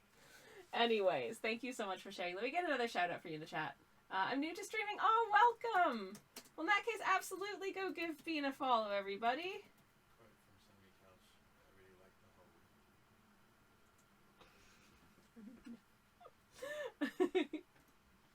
Alright, cool. Welcome to streaming, and congratulations, and having a lot of fun. I am so glad. I really, really am. And thank you again for the raid. I really do appreciate it. And thank you for the follow as well. Thank you. That's very sweet. I don't know if I should maybe introduce what my art looks like to anyone who is new here and doesn't know what my finished art looks like. Here's one. It's some hamsters.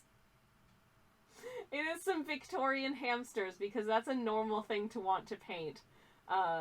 They are just there in their little cozy cottage at home, and the one on the left is bringing a nice cup of hot chocolate to the one on the right and giving her a little kiss. And she's made her a lovely hot chocolate while she reads her book, because that's I don't know. Sometimes I like drawing little creatures and painting little creatures. Here is a ghost barista, or boorista, if you will, who has opened shop even though it's an incredibly cold and foggy and unpleasant winter's day, just in case any travelers may want to, pop in for a little bit and warm up and have a nice hot drink, and just a warm, friendly place to get comfy for a little while before continuing on their journeys. This one was really fun to do as well, actually. But yeah, so that's that. Anyways,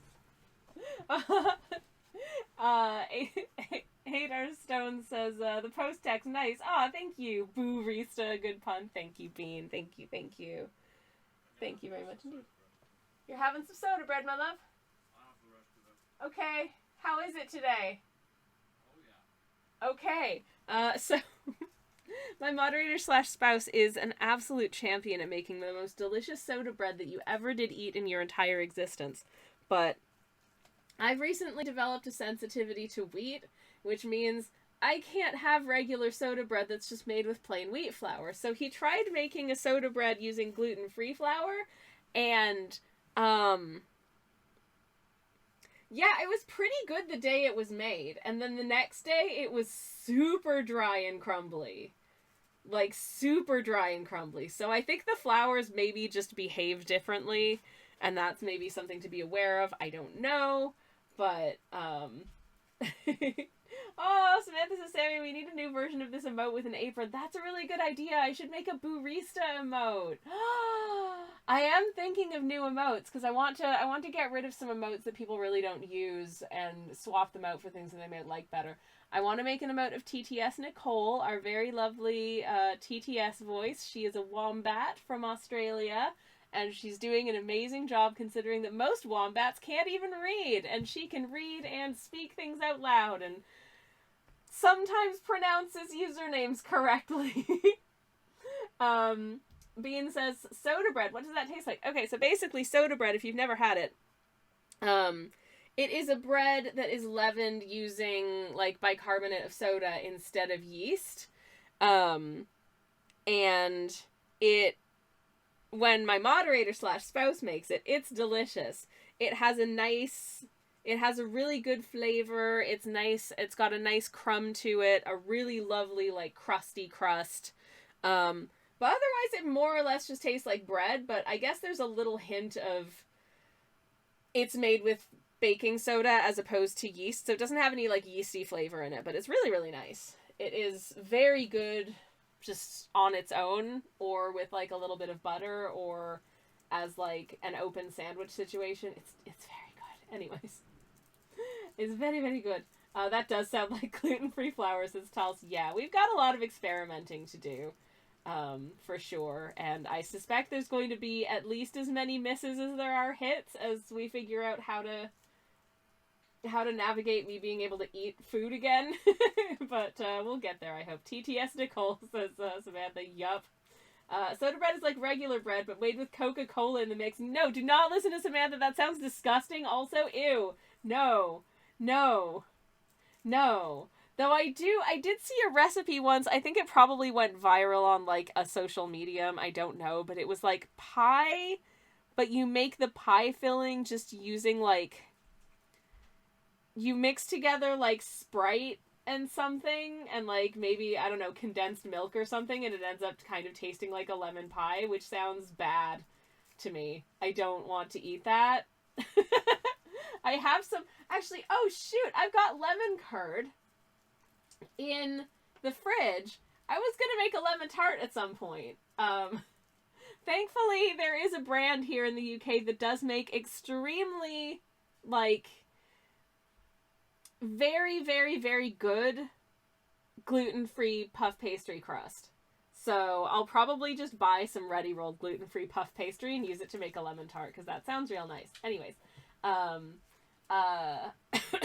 ooh, Hadar Stone says, I like to make those kinds of breads made out of oats. Ooh, yes. I love an oat situation. Oats are so good. Anything with oats in it I'm a happy camper. I've been eating a lot of Danish rye bread at the moment, which thankfully I can eat. But I'm going to be running out soon because I bought this loaf in Denmark and have been keeping it in the freezer for a special occasion for months now. And I think I've got maybe like 4 or 5 slices left, and I don't want to run out because it's so good. But it's those ones that's like, it's the shaped like a brick, and it comes in these very thin slices of like whole rye grains. And you toast them and make like open sandwiches with them, and they are so good. They are so good. I love that kind of lunch. I love, like, you know, a smørrebrød situation.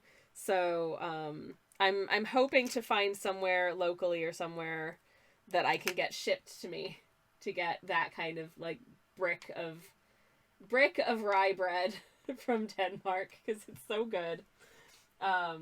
Just pop back to Denmark for a loaf of bread. Easy, says Tals. Oh my god, can you imagine? That's like, that's if I went there and back just to buy rye bread in a day, that would still be like a 300-pound loaf of bread. Even if I filled my entire carry-on with just rye bread, that would be like, each of those loaves would be so expensive. If only. I like some crunchy crusts, says Bean. Me too. A crusty loaf situation is so good. Some sea salt before baking it on top for extra kick. You are speaking my language. That sounds so good. Ederston says, rye bread can be mostly made like other types of bread. Just replace wheat with rye. Oh, absolutely. I do bake with rye flour at home sometimes as well. One of my favorite holiday biscuit recipes has no refined sugar. It's vegan, and it's made with rye flour. It is, everyone loves it. Oh shoot, I still need to send the recipe to my in-laws. They love it. I will do that after stream. Anyways, I wish I could pop back to Denmark to buy bread. I like Denmark and I would like to visit it again. But unfortunately, it's expensive. So, not feasible for this little bean. Anyways, but yeah, oh, rye bread. Yum, yum. So we are thinking about, what my moderator / spouse wants to do is that next time he makes rye bread, just like Adar Stone says in chat, he's going to he's going to make one with entirely rye flour and see how that turns out. And I reckon it's going to be delicious because I think rye flour tastes really, really good. It has a really nice, if you've never had just a bread made with rye flour, it has a really lovely flavor. So it needs some more liquid, maybe, says Ederstones. Yeah, absolutely. I would say the other thing, if you're making a non-soda bread recipe with rye flour, make sure that there's some source of acid in the dough. Like if you can add a little bit of cream of tartar to the like flour mixture, just because if you don't add, there's an enzyme in rye flour that wants there to be acidity in the bread, otherwise the crumb can be a little bit sticky. So a good way around that is to add a little bit of cream of tartar or a little bit of lemon juice to the liquid, just something like that to add a little acidity of it. But since soda bread is typically made with buttermilk anyway, that kind of solves the issue. Bean says, I feel like Remy from Ratatouille picturing different breads. Oh my goodness. Yes. All food is better if you add acid. It's magic. It's a magic component of food. Anyways, I need to BRB for a minute, so I will be back very shortly. But I shall be back in just a minute. BRB! Where's the BRB screen? Heck, come on. BRB screen. Okay. I'll BRB. Hey everybody, I'm back. Thank you for waiting. Thank you for your patience. And we are back in the room. Hello! Samantha says, I do not think this checks out. Acid makes food taste bad. A little bit, though. A little bit. You know, like a little bit of lemon zesty do is very pleasant. If you've ever had a delicious lemon pie, signed, Arfid. You know, I mean, fair. Also, as someone who has long since been a heartburn enjoyer, I've often been avoidant of things that are too acidic because they can give me an unhappy little tummy. / upper digestive system, which, no, I've never had a delicious lemon anything. I'm so sorry. I'm so sorry. Just a pinch. Yeah, just a pinch. Not like, I've never been a fan of like mega sour sweets or anything like that. Because, I had to give up on a thingy of like a container of mango that I had bought for myself because they were too sour. They were really like dry and sour mango chunks. It was not the luscious, sort of sweet, crunchy mango that I was hoping for. It's better than sour sweet. I do like a sweet. I do very much like a sweet. That is true. This tea, sweet. I added sugar to it. It's delightful. Anyways, as for things that are really neither sour nor sweet, I wanted to tell y'all what I'm having for dinner tonight because it is so silly. And I'm so very much looking forward to it, despite how so silly it is. Because this evening, my moderator / spouse and I are having... Anderson, thank you so much for the follow. Welcome on in. Thank you. This evening for my dindins, I'm having... I'm making some ranch dip, and I'm going to dip some things into the ranch dip, and that's going to be our dinner. Basically, the last visit that we made to my home country, which is Canada, if you can't tell by my accent, I decided, you know what might be nice? I'm gonna get us a little pot of ranch dip, because my moderator / spouse has never had ranch. And I don't know whether or not he'd like ranch, but I feel like we should find out whether or not he likes ranch dip. So I got us a little potto of ranch dip, and it turns out he really likes it. And so I bought a couple sachets of ranch dip mix to bring back with us. And they've just kind of been languishing in my suitcase ever since. But I'm like, you know what? Like, these have a best before end date of like 2027. But we should probably use some of them up anyways. So I'm making ranch dip tonight. I got us some nice, like 0% fat Greek yogurt. And so I'm going to make a nice thick ranch dip with it. And we're going to dip some veggies and some chips and just have that for dinner, which feels like a very silly dinner, but whatever, like, I'm an adult person. If I want to have veggies and ranch dip for my dinner, that's allowed. It's something I would have for lunch on the fairly regular anyways. It's just like sort of bits and something to, like some healthy ingredients and something yummy to dip them in. So why not, right? Samantha says, I realized yesterday that I had the power to bake delicious chocolate cake, so I baked a delicious chocolate cake. Oh my goodness, that's so exciting, and I love that for you. Are you having it for dinner? That sounds delicious, and I'm very jealous, but I'm very happy for you. I would like a ranch, says Samantha. I would keep so many horsies. I would love that for you, and the horsies. 2027, says Aderstones. I mean, I guess, like, it's a packet of very dry powder, so I guess there isn't really a lot to go off in it. But sounds very nice. Dip some nuggies too. Oh, nuggies. We do have some nuggies, but they're these new, they're specifically called them air fryer bites, which I find very funny that they're now they're making foods and marketing them specifically to be used in an air fryer specifically. I find that real funny. I've seen air fryer seasoning in the supermarkets, and I've seen ads for it as well, that it's like, these are, things to season your air fryer chips or your air fryer chicken or whatever, as if to suggest you can't just use the spices you already own in the air fryer. Because no, like, you can just use the spices you already own in the air fryer. You don't need air fryer specific spice mixes. I'm in the UK. I love crunchy carrots, says Bean. Oh, yes, if I bought them more, I would snack on them all the time.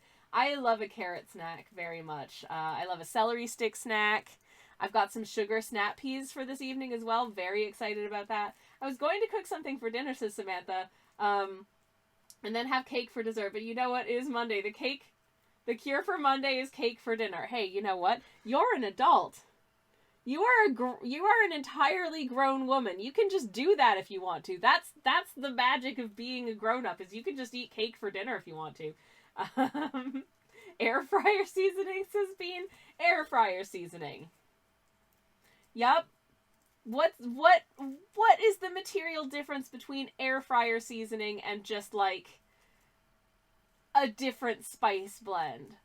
I don't think there is one. You know, let's take, what's a flavor profile? Jerk. Jerk is a flavor profile. What is the difference between air fryer jerk seasoning and just standard jerk seasoning? Nothing! Because you could just use regular ingredients in the air fryer. I don't understand. It's just, I swear it's just a marketing gimmick because they know that air fryers are cool. Heat resistance, Anderstone says, maybe. Maybe 'tis.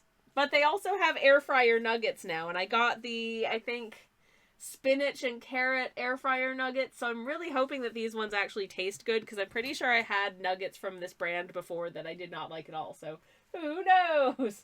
For those who don't want to think about it, yeah, I mean, maybe, yeah. It's just, well, that's for the air fryer, I'll use that, I guess.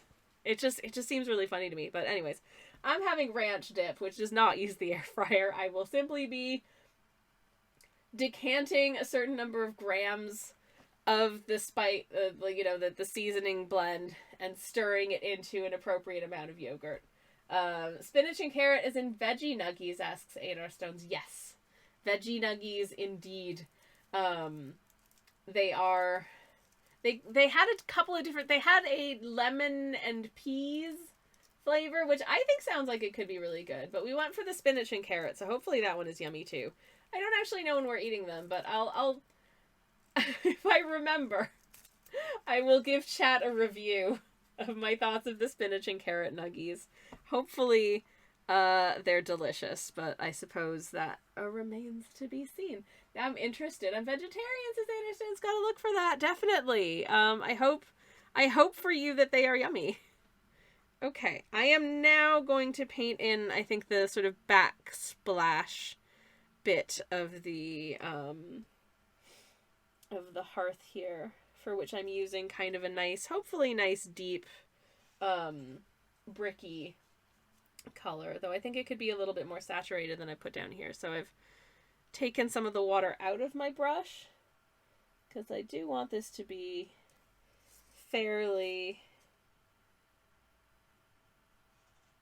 well saturated in the background here, because this is the bit that's going to where there's the fire and it gets all sooty and stuff. So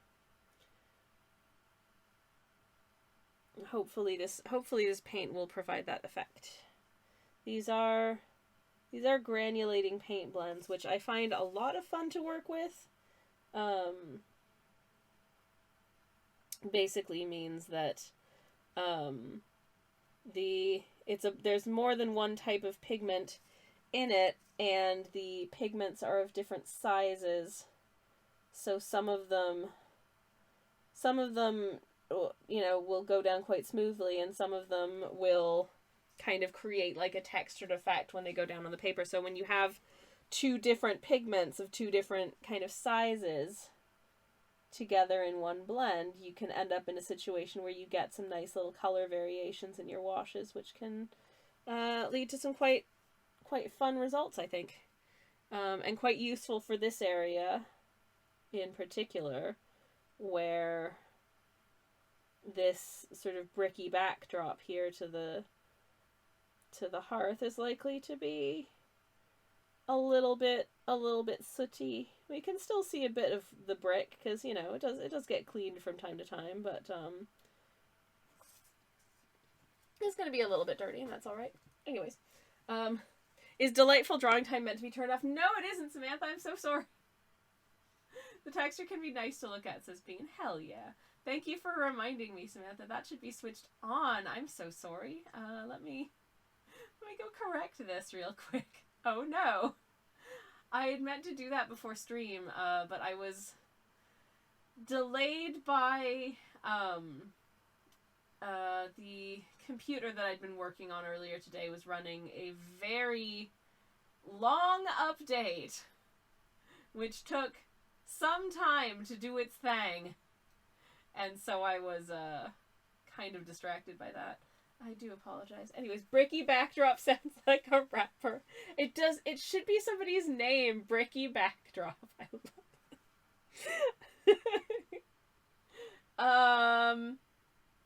Am I supposed to know what that is, Samantha? Because I don't, but I've just had a terrible drawing time redeemed. So for anyone who's new here, allow me to introduce what terrible drawing time is.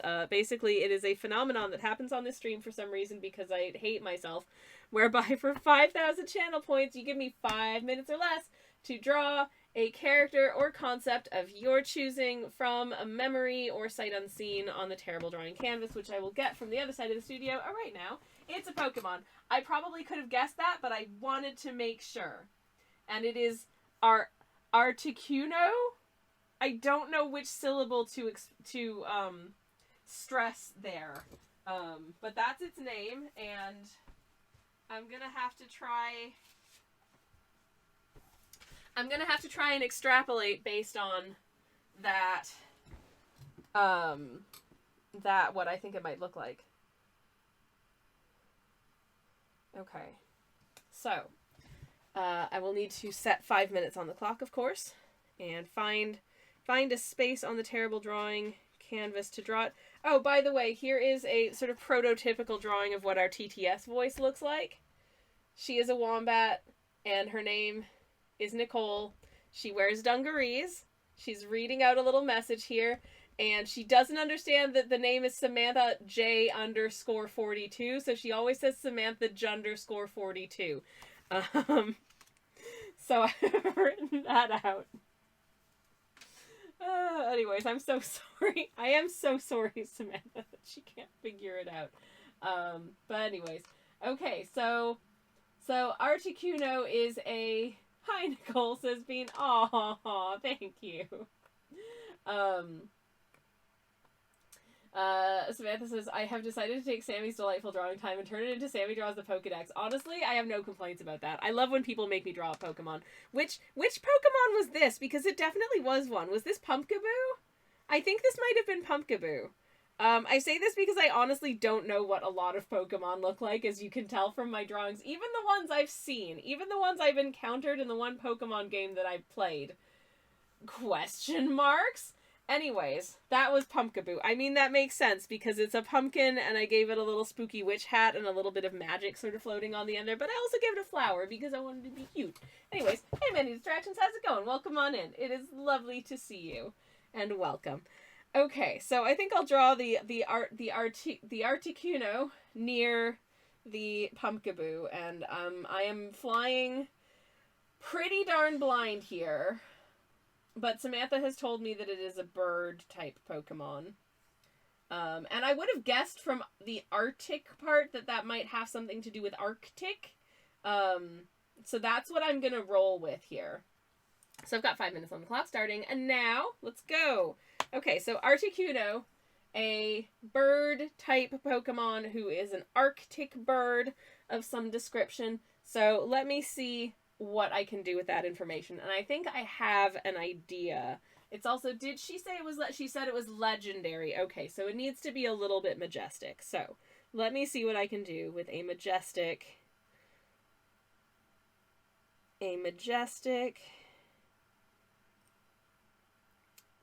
flying bird type. But that is an Arctic bird, and that's very important to me.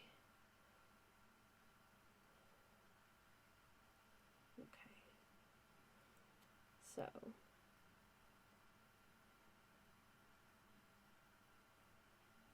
there we go. It's got a nice big eye because it's cute.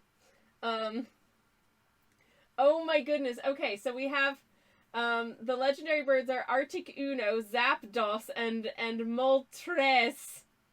Because the English localizers decided to count in Espanol. You know what? I love it. I love it. I wholeheartedly support it. I think that's great. Okay. I wonder if anyone can guess yet what bird I'm being inspired by for this bird. I don't know. But I am very much being inspired by a specific bird here. In fact. There we go. Okay. Very inspired by a specific bird here.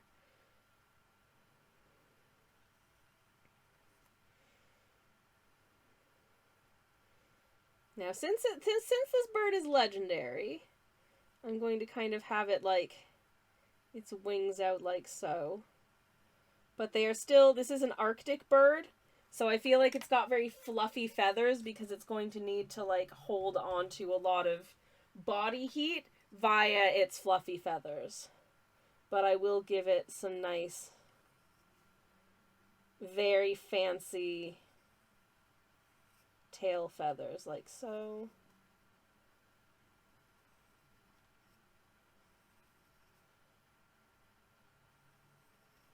Very much almost disappearing off the edge of the off the edge of the screen here, off the edge of the page rather. But I really hope that this is what Articuno looks like. I assume the specific bird you are inspired by is Articuno. Samantha, I've never seen Articuno, and if I have, I forget what it looks like. So I am fully inspired by Tals has guessed correctly. This is a ptarmigan bird. But if a ptarmigan was a legendary Pokemon, because I heckin' love ptarmigans. They're so much fun. Here comes my favorite part of a ptarmigan.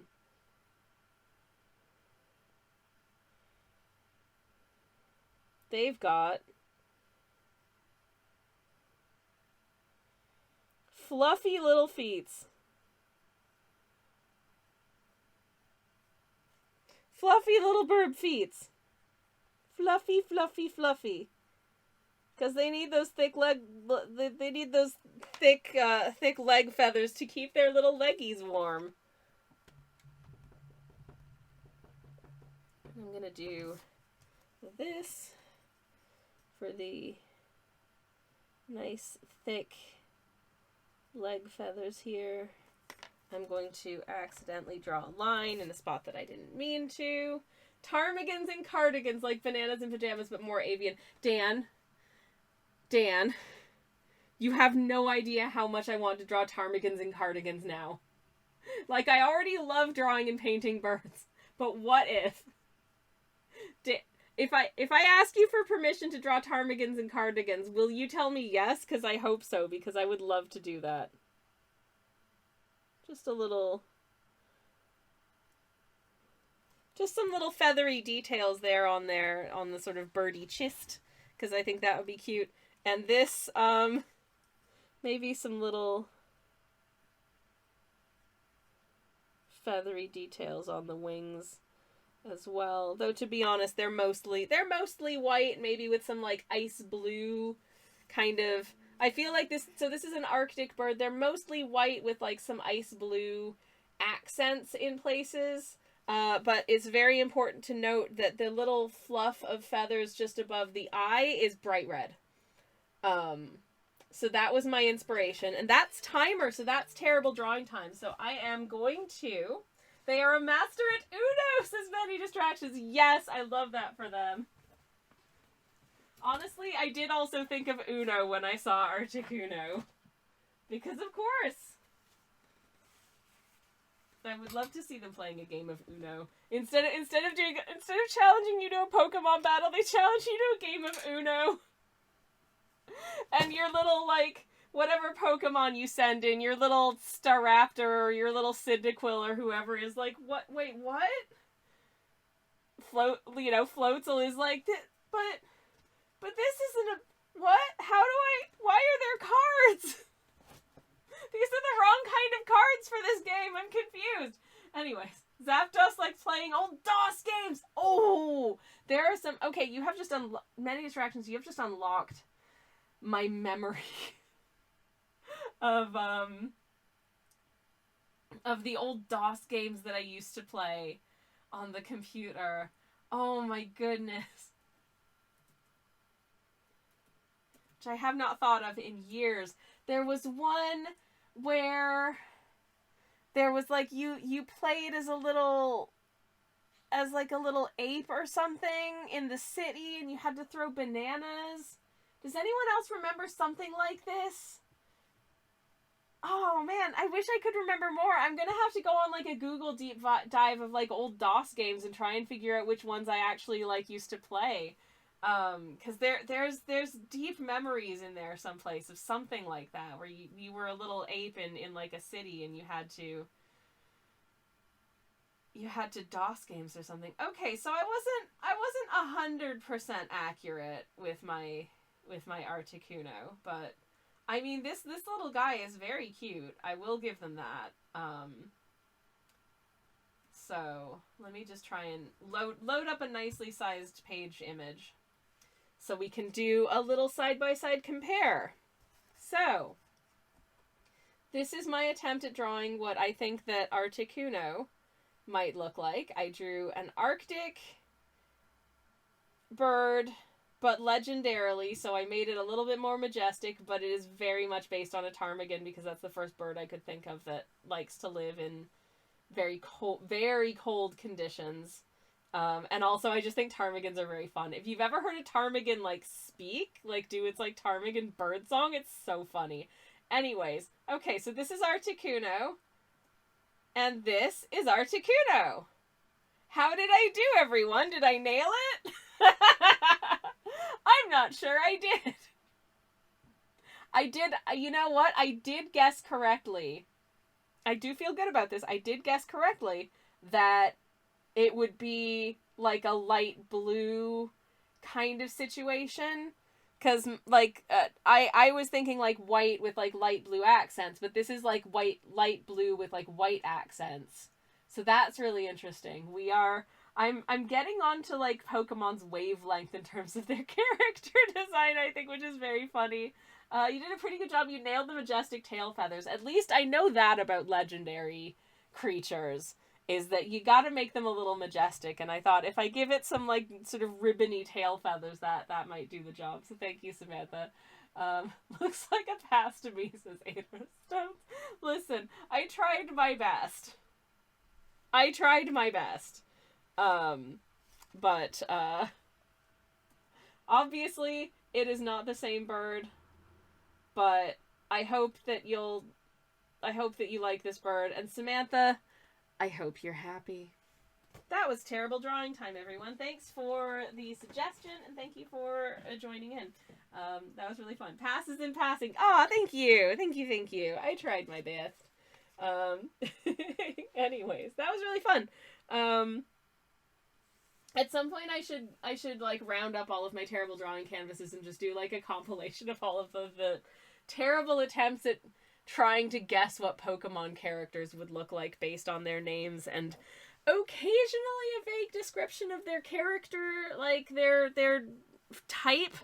Though I have sometimes been left to guess the type, which is also fun. But yeah, we've had some interesting ones, because there are some names that really either they don't give you a good like reference for guessing what it might be, and or I just guess really poorly depending. Always happy with delightful drawing time, says Samantha. Oh, thank you. I appreciate it. I really do. Okay, I'm gonna do a little bit more of this, and then I'm gonna have to go make dip. So, but I'm having a lot of fun, and that was a lot of fun to do, so thank you for that. In fairness, as many instructions, Articuno doesn't appear that often in the series, so it can be easy to forget. But I'm not even sure if it was in the one game I played Many Distractions. That's the thing. I've only played a single Pokemon game, and it was Pokemon Legends Arceus, and I never finished it. I should go back and finish it sometime. But the next big game that I'm going to be playing on the Nintendo Switch is the most recent Zelda game that came out last year, because it was a Christmas gift from my moderator/spouse. And I'm really looking forward to it. I will not be streaming it, because if memory serves, trying to stream games from the Switch makes my stream crash. Like, a lot. I seem to have memory that when I streamed Pokemon Legends, and I seem to have a memory of two things in streaming that game. Number one, the stream would crash at least once per day, that I streamed it, because I'm streaming from the Switch and it doesn't like that. And two, there would always be someone in the chat complaining about the fact that I never evolved my Oshawott, which I will never do. Echoes of Wisdom, says Samantha. Yeah, the one where Zelda gets to run around and have an adventure and magically conjure things to solve puzzles on her way, and it looks really cute and fun. It's the same sort of visual aesthetic of the Switch version of Link's Awakening, which I did play as well. But it is a modern game as opposed to a remake of like a Game Boy game. So hopefully that means I will do a better job at not failing every dungeon without having to look up every step in a walkthrough. Which I did. Anyways. Yeah, that... Samantha says that game does have God, though, so it's got that going for it. Oh, Pokemon Legends Arceus. Pokemon Legends Arceus not only has, like, the canonical God of Pokemon, but you also have to fight God once you've caught all the Pokemon, if memory serves. I think that's the lore, is that you've been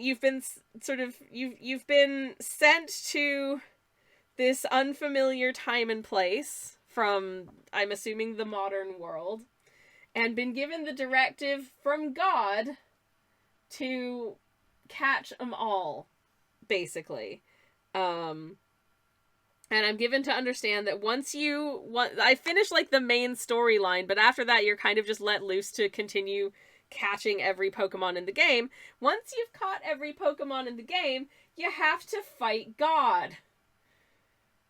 Which isn't terrifying at all.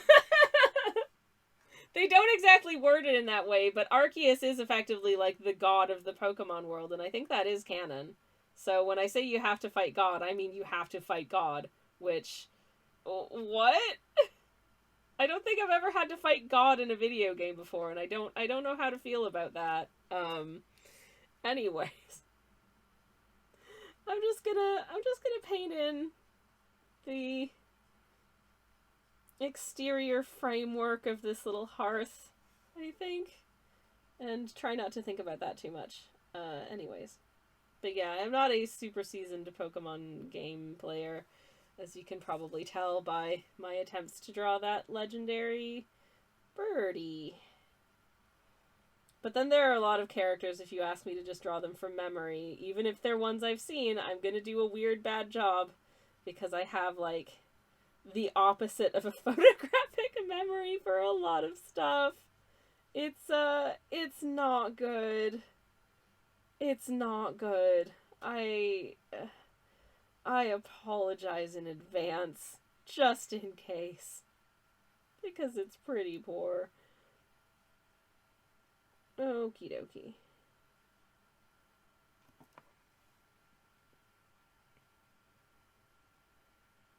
Okie dokie. There's a little bit of a blob of paint just kind of hanging out up there, so I'm gonna take a little bit of my tissue here and just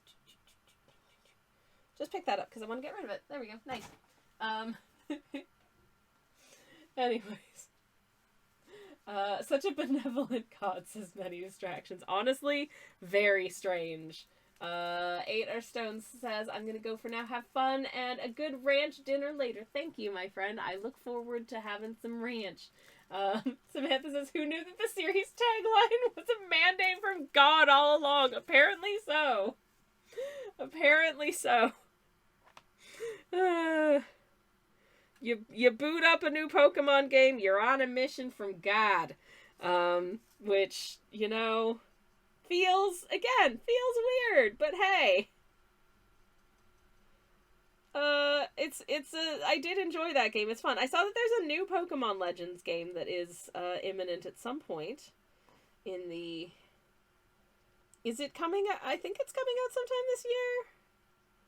I'm not 100%, but I know it's been announced. I know there was like a teaser trailery video thing for it. And it looks to be much different in terms of like setting to the last one, which was kind of set in the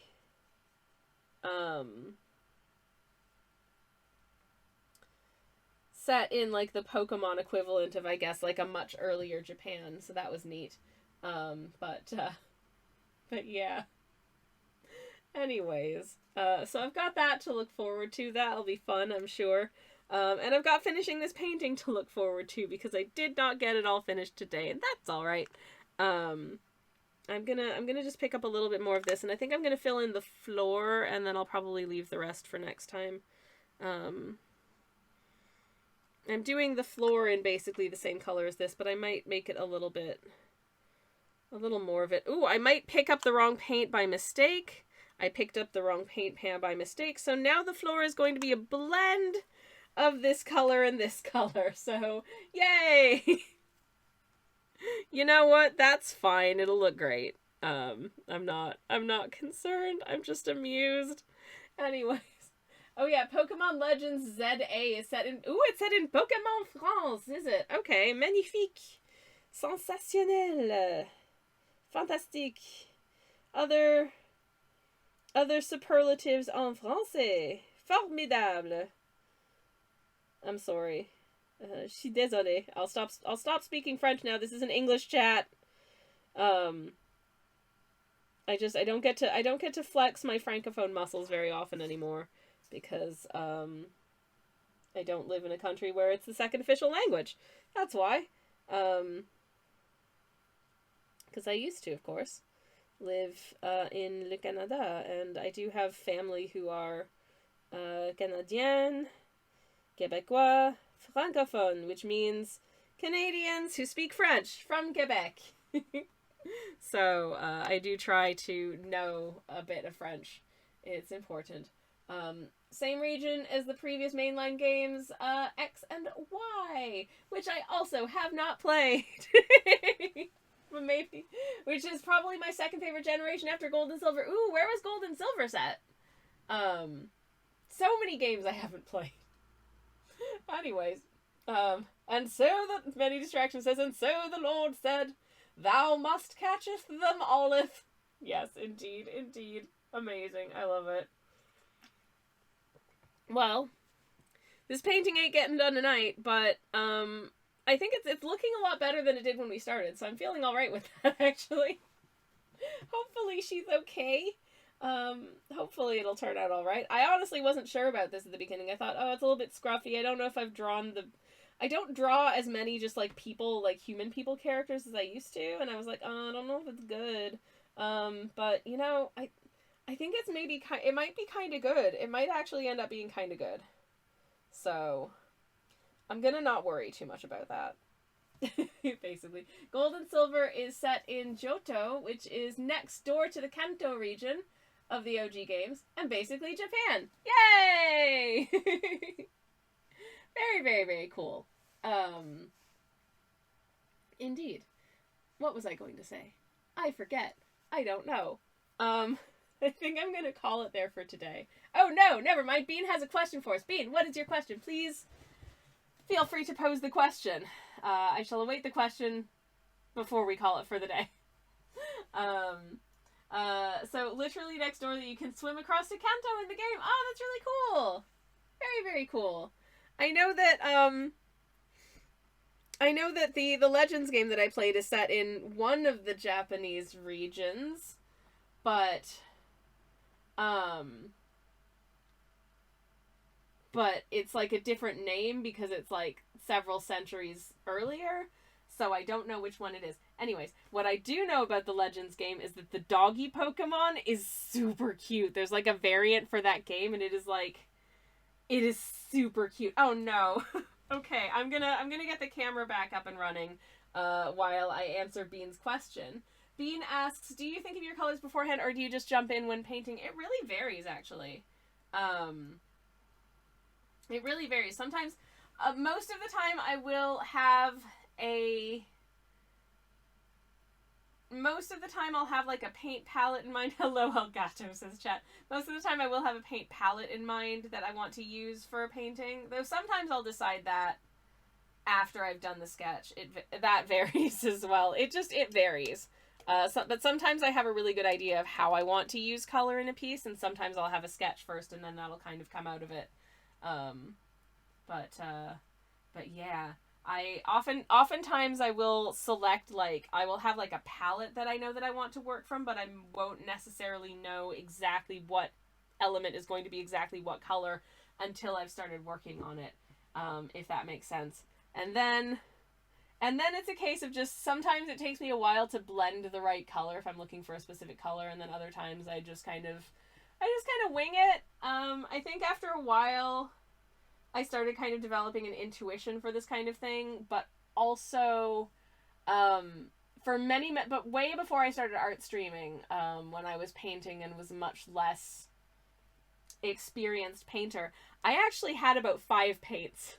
I had a sort of like, I had like a magenta-ish color, I had a yellow, and I had a blue, and I had black and white. And those are the only colors of paint that I owned. So if I wanted to make any color, I had to blend those 5 colors together. And that's what I worked from for years. So my knowledge of like color theory and blending things and what colors make what comes out of being extremely cheap and poor and not being able to afford more paint. And so that's how I got here. Probably not what most art sort of experts would suggest that you do. But here we are anyways. Samantha says, Hisui, that's the name of the region that Legends was set in. Yes, which is the ancient name of the Sinnoh region, which is the setting of the 4th generation Diamond and Pearl. Okay, so another different region. Unsurprisingly, the games that introduced God as a Pokemon. That makes sense. I'm missing a lot. I probably missed a lot of context for that game, but I will tell you that the doggy Pokemon in it was so heckin' cute that I'm going to show them on stream before we finish today, because I feel like you should see them.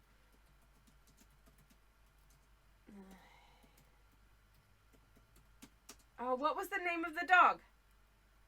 Growlithe!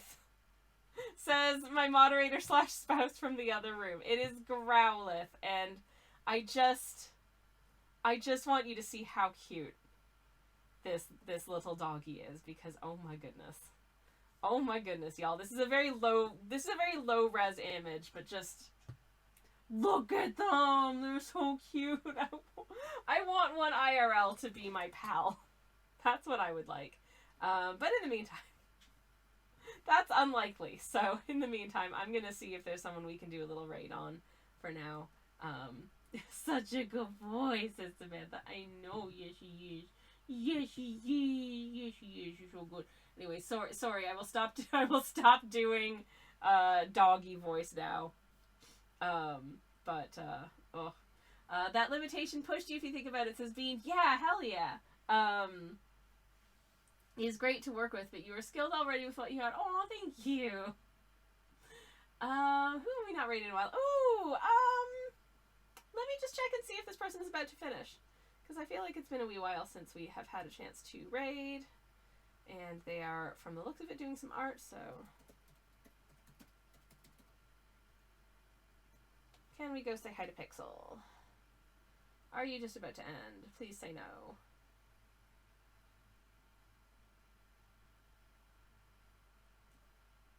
They're not actively saying goodbye, so I will consider that a good sign. Okay, looks like they're still working on some stuff, so let's go say hi to Pixel. I shall... Thank you so much for hanging with me. I'll drop a generic raid message in the chat. There we go. What's inappropriate here? Have some... This isn't a gnome stream, but have some gnome husbands anyways, because they are the first emotes I had to hand, and they're cute. So, have a generic raid message. If you have the emotes, feel free to grab the emotes. If you're not subbed, feel free to just say generic raid message, or append any cool emotes that you do have. It's all good.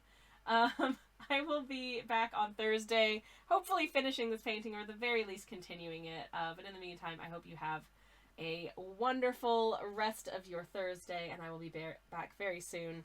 Not your Thursday, your Monday. I know what day it is. I'm tired, so I'm going to go make dinner. Thank you so much for hanging out, everybody, and take care. Have a good one. Good night, and good luck.